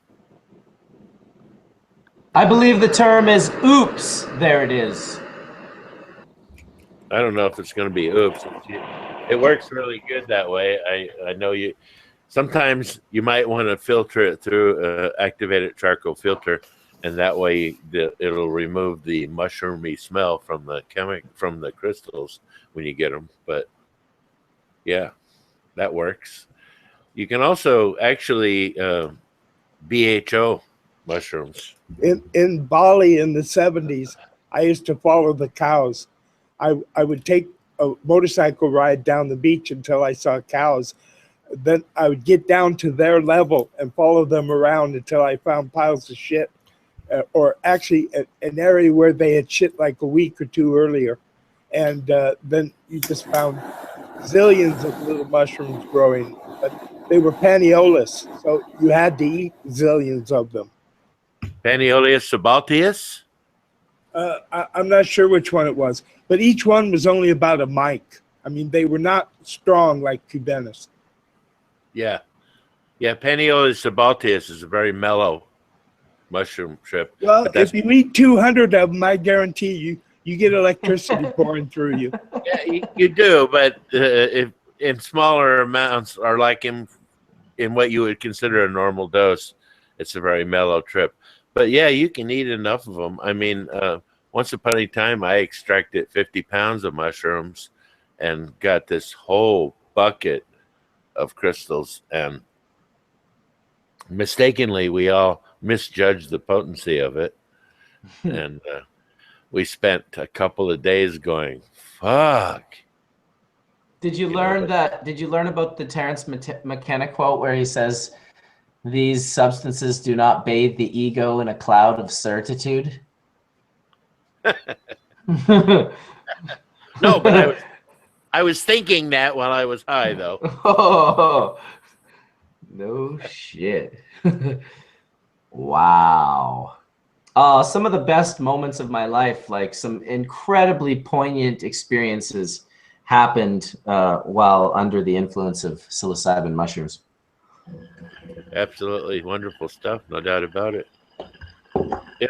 All the different highs have their own message, no doubt about it. But I looked around, trying to find something that was not going to be deleterious to my body and soul the next day. And the only thing I found so far really was, well, two things.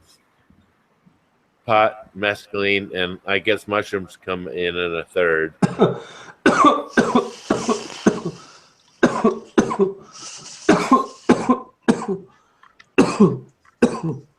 I love this gas burning one. I tell you, it cleans this titanium thing beautifully.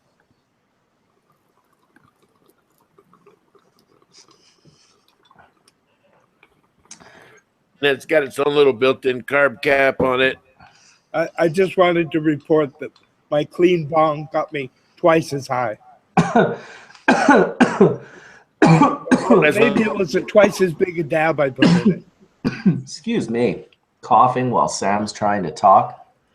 How rude. I noticed that the cough factor after I got this piece of glass has been vastly reduced, which is better than half-vast, right? Mm-hmm. Truly is. Coughing comes from combusting plants.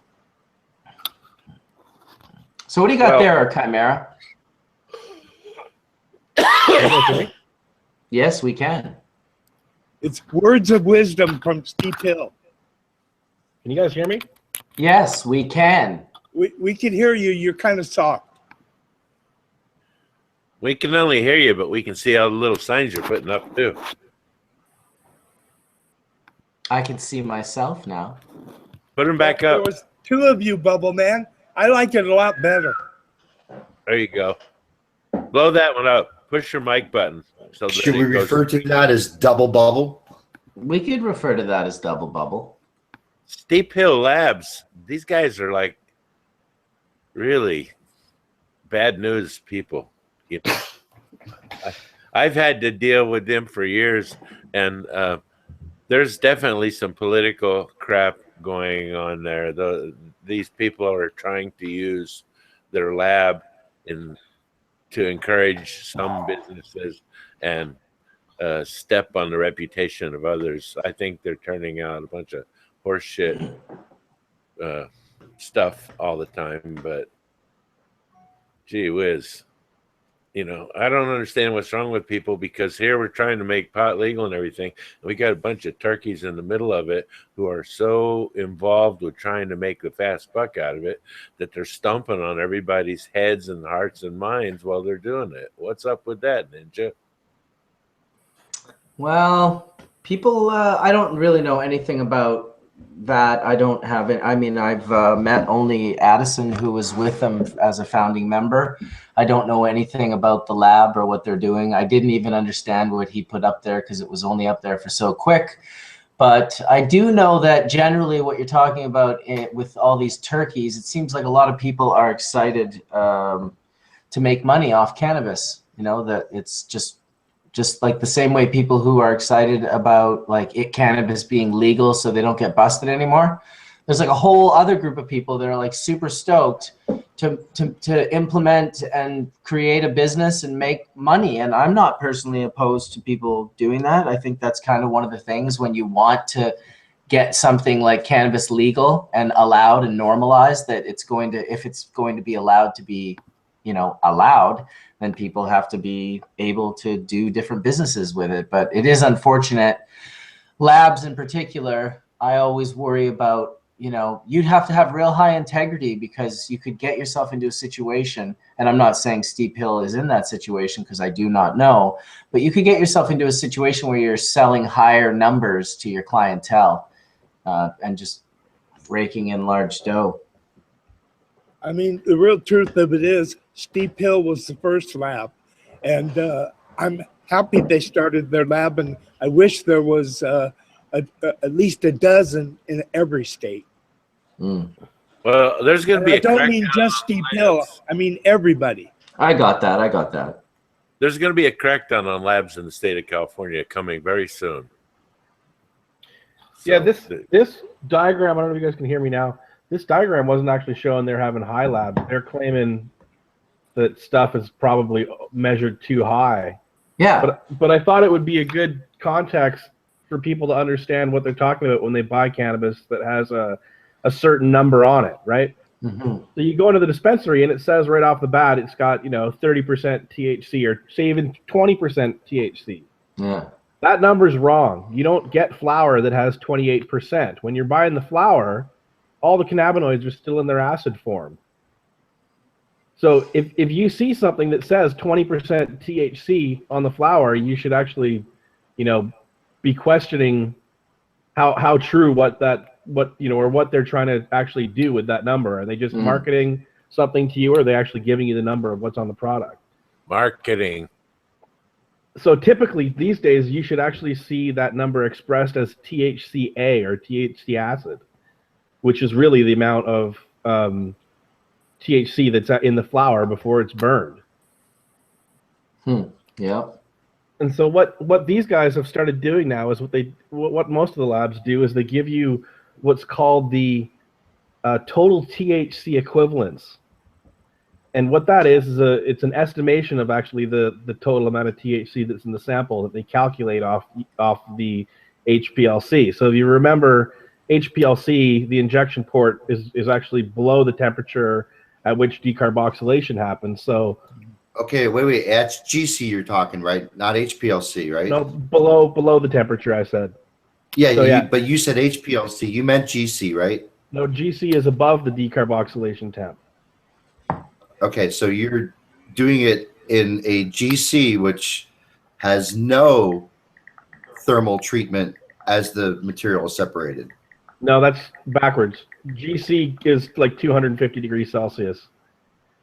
No, yeah, that's what I'm saying. But you said by HPLC, there should be no thermal treatment of the material at all. So there should be no reason to decarboxylate any THC that's in there. Right. Well, yeah, right. So what I'm saying is it preserves the acidic. It preserves the acidic Right. cannabinoids. So if the HPLC system is standardized and if it has very good reproducibility, you can separate cannabinoid acids from cannabinoids. Yeah, So you need to make one molecule of THC, you need an equivalent of THCA. And so that's the so-called equivalent term, right? There's so many THC equivalents in there. Yes, it's a mixture of THC from adventitious decarboxylation, very little bit, but mostly THCA. Go ahead, Ryan, I'm sorry. Right, so what they do is they take the THCA measurement and they multiply it by this factor 0.88, which is the molecular weight of THC over the molecular weight of THC acid. It's the ratios, right, which is different by a molecule of CO2. Exactly. So, but what's the 0.75 thing? Well, I just want people to be clear. I know you understand that 0.88 thing, but I just want people to understand that in general because it may not be clear to people that aren't chemists. That would be if there was a perfect conversion during decarboxylation. Yeah, let's ignore the 0.75 for now. So that 0.88 number is multiplied by the number of the amount of THC acid, and what that is the equivalent of, because THC acid is measured by weight in this case, right? So we have to take away the CO2 molecules and figure out what the weight of the remaining THC would be. And if it was a perfect conversion, it would be times 0.88. Yeah, if you had 100% decarboxylation, okay? So you get this number. It's misleading. It's misleading. That's what I'm trying to say. I'm trying to bring this up so people understand, what they're really seeing. So when you see a number that's expressed as THC, it's probably the total THC equivalence. Okay, so that total amount of THC is the amount of the amount of THC that's remaining when all of the THC acid in the sample decarboxylates. Okay, but that's actually quite rare. And there's a group in Switzerland did some work on this previously, and I'll show you this graph here. Where is it?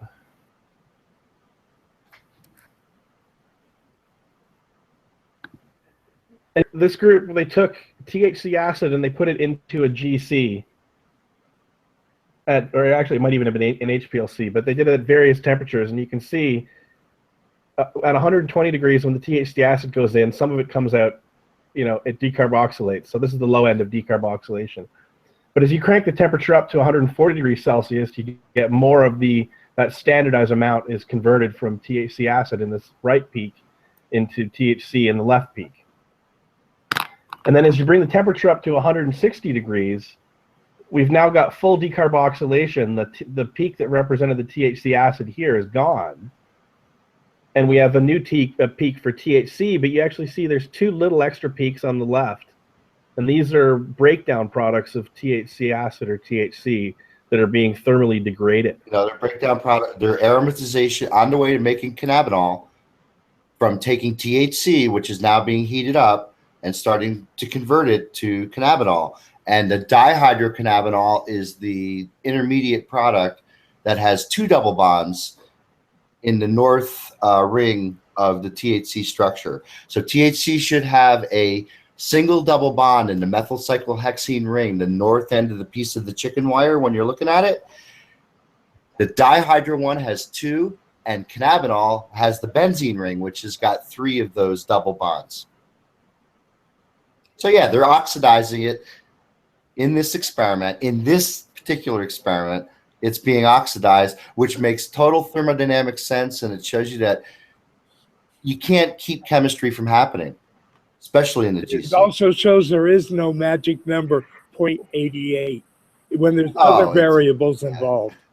Well, wait a second. Okay, wait. If you take that same material, if you take like a crystalline THCA that's been crystallized and you drop it on the nail at the right temperature, I think at that rapid heating, you're going to get a lot of just the decarboxylation, volatilization before you're going to get the oxidation reaction, which takes a little longer because you have to have oxygen is needed in that reaction because the oxygen is reduced down to water because that's basically accepting the hydrogens from the ring in that oxidation reaction. So whenever something gets oxidized, something must be reduced. It's just the way chemistry works.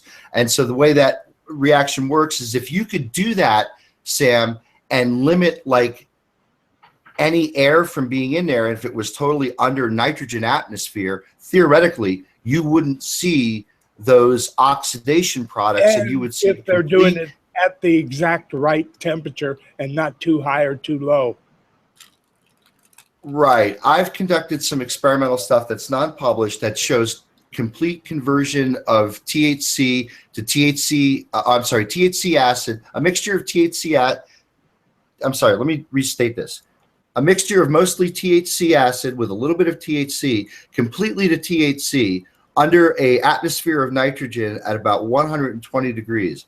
So, I mean, it can be done. You have to be able to limit the air that gets in there. And when you smoke it in a joint, bud, that's mostly THCA, what do you think the odds are of them getting it correct? Yeah, well, this is where it. Well, I mean, yeah, okay, go ahead. Well, you know what you're, and it's really the new going on the chemistry. But I think to bring it back to the market, you know, we got to come back to here.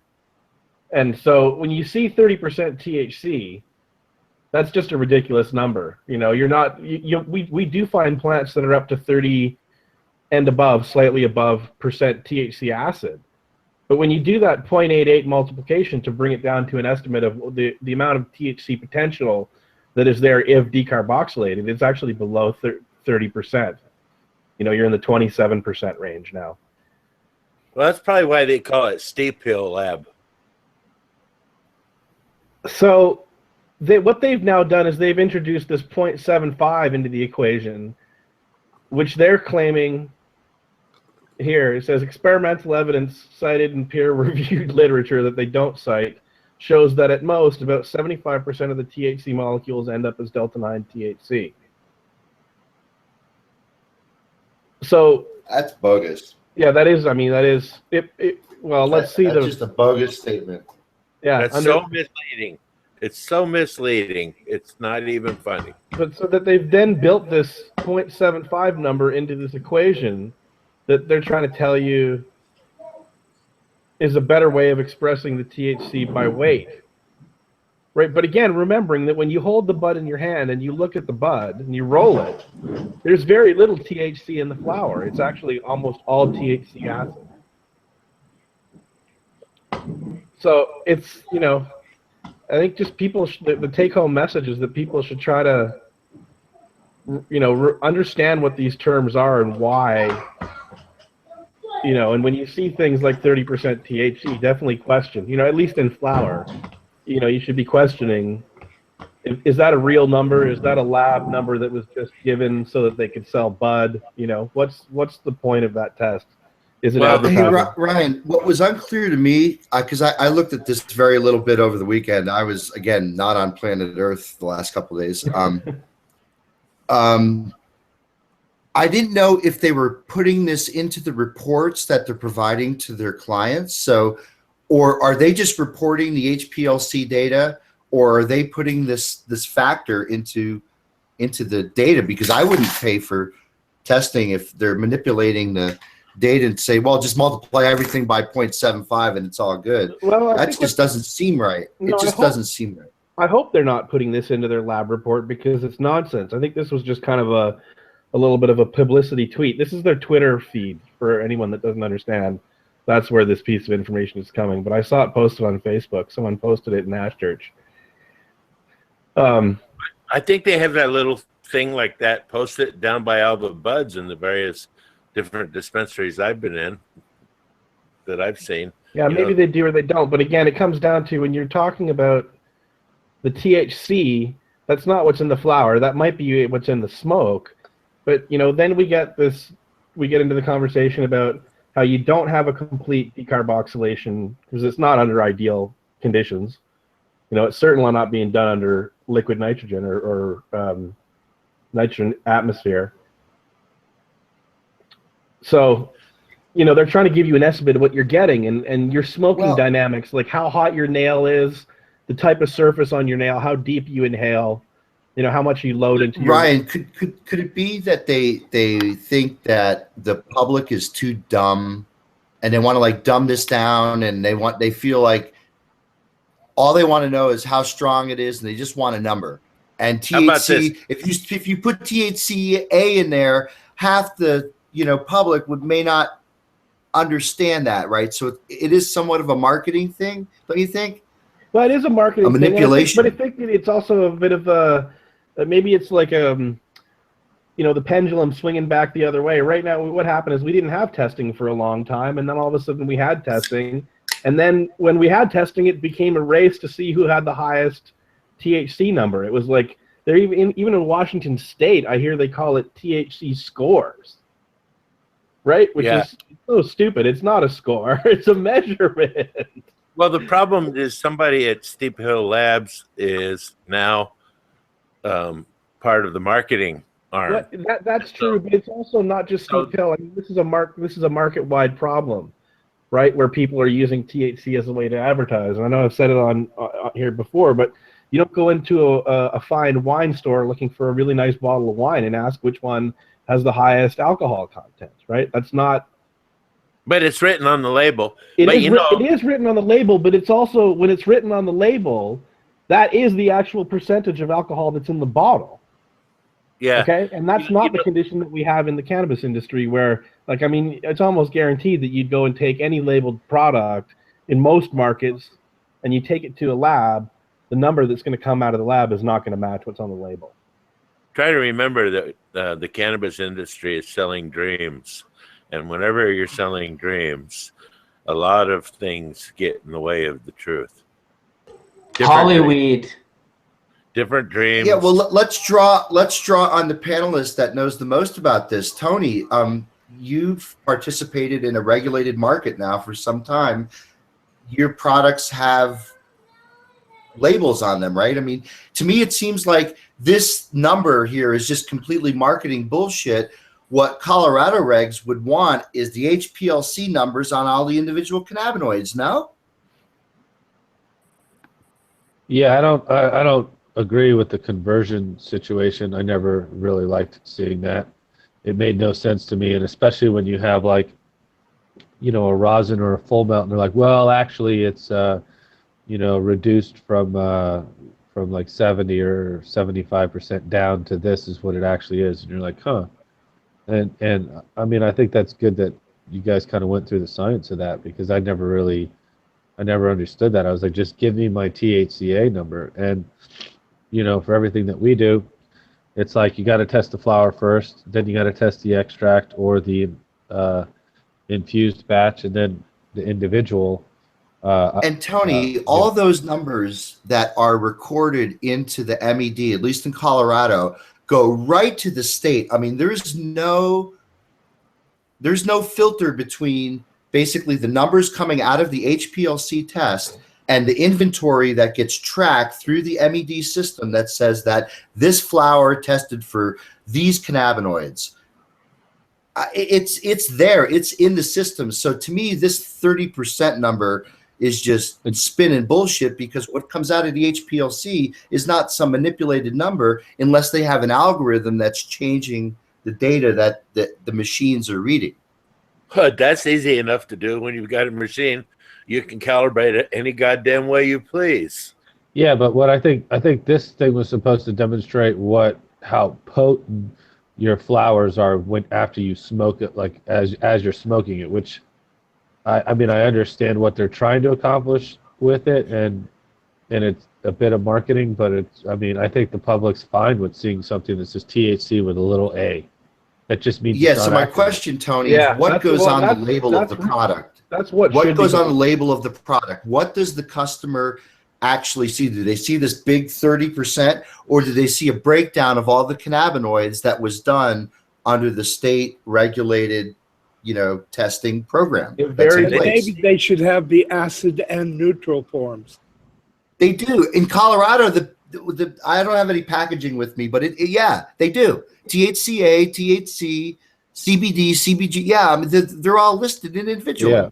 Yeah, they should be. Which, They should to be. me, makes this 30% thing just look like just But it does stupid marketing. that throws off your extract number. So like a lot of the times, if they do have steep hill, then what'll happen is if let's say your stuff tested 80% THCA, then you might see a number of like 72 THC. You know, and so that's what you'd see on the shelf, which is misleading. That's crazy because it is misleading. It should be what's in the product. I mean, it shouldn't be what it is after you use it, because you could use it differently and that would give you a different result. So really, what they should give you is the acidic form as measured by a HPLC, right? Which would be you get your full neutral and acidic forms on the label. Because that's actually what's in the sample. I got a package from Colorado that I just picked up not too long ago. Okay, this is from Quest. I think this is Kind Bill. This strain was Clementine. It was a live resin run, and it has potency data. THCA 70.2% /702 milligrams. THC 6.75% /68 milligrams. CBDA, no one does a conversion. ND, which means non-determined. CBD, non-determined. CBD, so a bunch of non-determineds, and then we get the CBG, and there's 4.96%. THCVA. Okay, so a few other things. No, not determined. Okay, so I got another beef to pick with the regs as they're written there. It should never be potency data. That's ridiculous, right? It's like if you called the wine bottle drunk data, right? How drunk would you get on the side of the bottle of wine? It's ridiculous. It should be a cannabinoid profile, because if it's all CBD, what's the potency data, right? It doesn't make any sense. That's a really bad way of reporting it. Yeah, they should report, for instance, how much corn goes through your body without really having any effect on it, and you can find it afterwards. But again, this is regulators trying to put on a set of rules. To create a system. But that is true. That's like selling a fruit, an apple, and they're like, well, this is what like when you see those little health labels on the back, and this is how much vitamin D, A, all that stuff. So that's like basically it's trying to sell you a fruit. Well, after you eat it and it goes through your small and large intestines and it converts down and blah, blah, blah, this is actually what you're getting. Yeah. It's not, I don't know. A related problem is that more than a decade ago, before the testing started with the analytical labs in America, everybody presumed and thought that if you stored cannabis in the dark at cool room temperatures for a couple of years, that all of the THCA broke down to THC. But we tested it in our lab 20 years ago, and we found that just wasn't true. Right. After 2 years of storage, a lot of the terpenes were gone, but very little of the THCA was converted to THC. Schwag Farm, Old Mississippi. Yeah, lots of crazy data out of that place. Holy shit. That's what Prohibition's done, It's limited the amount of labs that can actually do this kind of testing to one lab here in the States, which is Ole Miss, and that's El Soli and those guys down there. I mean, they've done basically all of the, Sam, I don't have to tell you. Yeah. You already know this. Our lab was licensed in 92, so we had it for quite a while until they started doing it. I think Steep Hill was the first private analytical lab. Well, but there's a company now on the internet selling marijuana laboratory equipment, and they will sell you a $40,000 setup, a mass spec, and whatever you would like to have. Is that ResTech? Yeah, and then they will send somebody in and train you in 6 weeks to run it, and that is just so much bullshit. I mean, you're not going to learn how to run any of the stuff they sell in 6 weeks. And the people that they hire at these various different analytical labs that are testing for pot only are not the cream of the crop of such operators, let me tell you. Mostly. Well, wait a second. Let me add something. So I know ResTech. I know them well. I've known them for years. I could speak actually quite highly on their behalf. They are the ones who provide most of the analytical cannabinoid standards. They're one I'm of not 2 talking companies about that are them licensed bad. to do that. I'm not talking about them being What's that? bad. I'm not talking bad on them. I'm talking about the fact that they exist. They sell these analytical laboratories to people who don't really know how to run them or run them poorly, because the people that Right. Well, then they hire me as a consultant, and I can help them get their shit together. So yeah. So Mark's Well- the one we can actually blame. You can blame yeah. Right on Hash Church, we could have a hit miss thing where people can come on, and if you got enough bad votes, well, we took you out and threw a pie in your face. That turned around real quick, didn't it? And I know the 2 girls that'll throw the pie. Yeah, and I know someone that'll record it. Ha ha ha ha ha. Oh boy. Oh, But anyway, I mean, hey, Hola. the instrumentation itself should be run by a degreed chemist. And there's lots of degreed chemists out there, and people reach out to me all the time saying, hey, how do I get a job in the industry? You know, what degree should I get? So go out and get a chemistry degree. And in a couple of years from now, there'll be state mandated testing all throughout at least the US. And they'll want a chemist to run that equipment that you just bought from Shimadzu or Restec or whoever you're buying your stuff from. But there are standard methods. You know, the DeBacker HPLC method, which should be the standardized method that's in the AHP herbal monograph. I mean, if there's an herbal product, the American Herbal Association, what are they called? AHP, right? American Herbal Products, makes a monograph on all the best practices for the raising, rearing, husbandry, and everything you need to know about herbal products. And so why wouldn't we apply this to all the other herbal products that are in commerce today? Why wouldn't we apply this to cannabis? Well, so the AHP monograph has got the DeBacker method, which is a very highly, reproducible HPLC method that could generate the data that, I thought they actually used. I guess you could argue. No, I think you're wrong. I think that's actually an El Soli method, and the problem with that method is that they use the AHP guidelines. Has got the DeBacker method. I actually know that for a fact because I've written applications on it, Ryan. It's the DeBacker method. They use diazepam as their internal standard, so there's an inherent problem. There's an inherent problem in using a restricted chemical as your internal standard, right? Yeah, well, but you can once you use that as an internal standard and set up your calibration curves, you could actually use something else because now you know that your machine has been calibrated. You just need something that is not going to interfere with that baseline. I would use something like 1,2-dibromobenzene or maybe 1,2-dichlorobenzene. Those are going to come out early in the chromatogram, and it's very, very reproducible, and it's an easy solvent just to add to a drop to the sample that you're injecting. The Giese method uses ibuprofen as the internal standard. I think that one's pretty much the best method I've seen. I don't know why you got to use a drug substance as an internal standard. You can just use a small solvent. It really doesn't need to be used. Yeah, it's just something that's not going to interfere with where all the other peaks are, and you could find thousands of compounds to do that. Yeah. I guess it all really just depends what you want to support. Well, the truth is what we're talking about here, and we're the truth. Truth in reporting, and that's the problem. When you start reporting numbers like he had up on the screen a little while ago, a lot of people will start wondering what's going on, and the people that count are the people that don't know. They will go in a shop, see a number like that, and go, "Hey, give me 10 grams, or give me a quarter or an eighth of that." Well, and that's kind of why I brought those. I brought that up is so that we can have a conversation and people can start being able to identify. When you go in and you see a flower that says 30%, ask what that information means, right?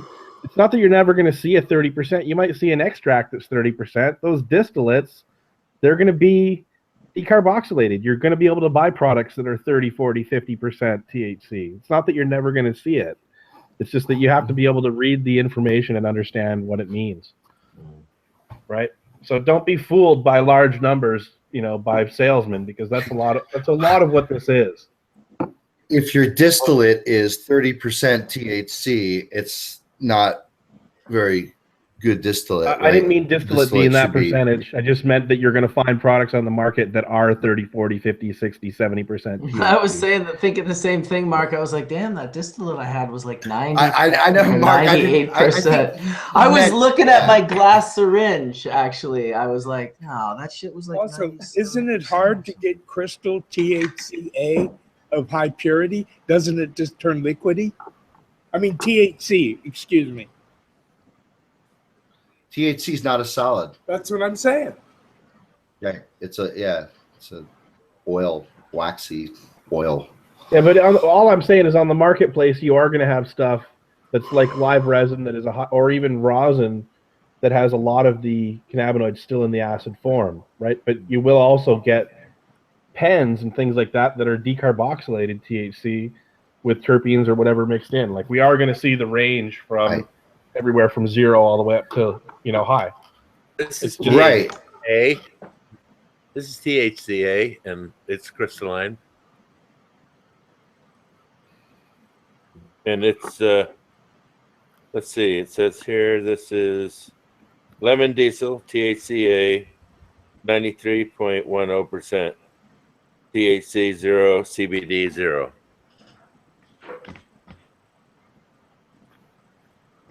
And I love hitting it occasionally. I mix it with a little oil, but then you go non-verbal for about 10 minutes because, like Mark said earlier, the place where your brain used to be has got a blank space in it for a little while. And so definitely not a good thing to start off having conversations with it. Well, one day we'll have to start a hash church where everyone just takes a huge blast of that and then just all not say anything for like 10 to 15 minutes. Also, as an Indian devotee, I think you know that most things are not worth saying anyway. Well, according to Buddha, nothing's worth saying. Huh? And according to Grandma, if you have nothing nice to say, don't say anything at all.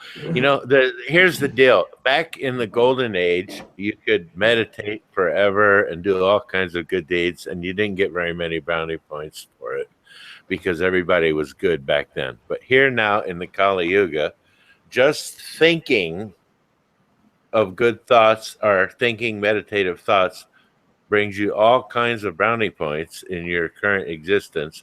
I know Sam is not going to bring in with any of this because he thinks you're dead, and when it's over you're dead again and there is nothing. But for the rest of you in the world who believe otherwise, you might consider that anyway. It's at least a thought. Well, there it is. 608 viewers, 217. I can smell my breakfast. My breakfast, that is correct, at 217. What is that, sausage? Yeah, it's sausage and blood steak and feet. I just like feet. I could eat a bunch of feet. All sorts of different feet. Is this something that you can smell cooking in the kitchen, or did you throw up? No throwing up, no mockery. I'll mute and ban all of you, motherfuckers. Just joking. I do want to thank everyone for coming out on a New Year's afternoon for a high noon hash church. I can't believe, I hope everything's okay with Rob and Todd. Hopefully we'll hear back from them later. I'm sure they just got caught up on a great day and ended up maybe going on some travels. Everyone that's here, Chimera, Skunkman Sam, Indra, Mark Scaldone, and of course, Tony Verzura. Thank you guys for coming in on your New Year's Day and hanging out and having some conversation. And thank you everyone that has been watching live, 600-700 of you throughout the last couple of hours. We do appreciate it. We'll see you next week. Geez, I might be in... No, I think I'm back. So it'll be back in Vancouver. Maybe we'll do a Whistler hash church. But have a great day, everybody. Thanks for watching. We will see you next week. Peace out.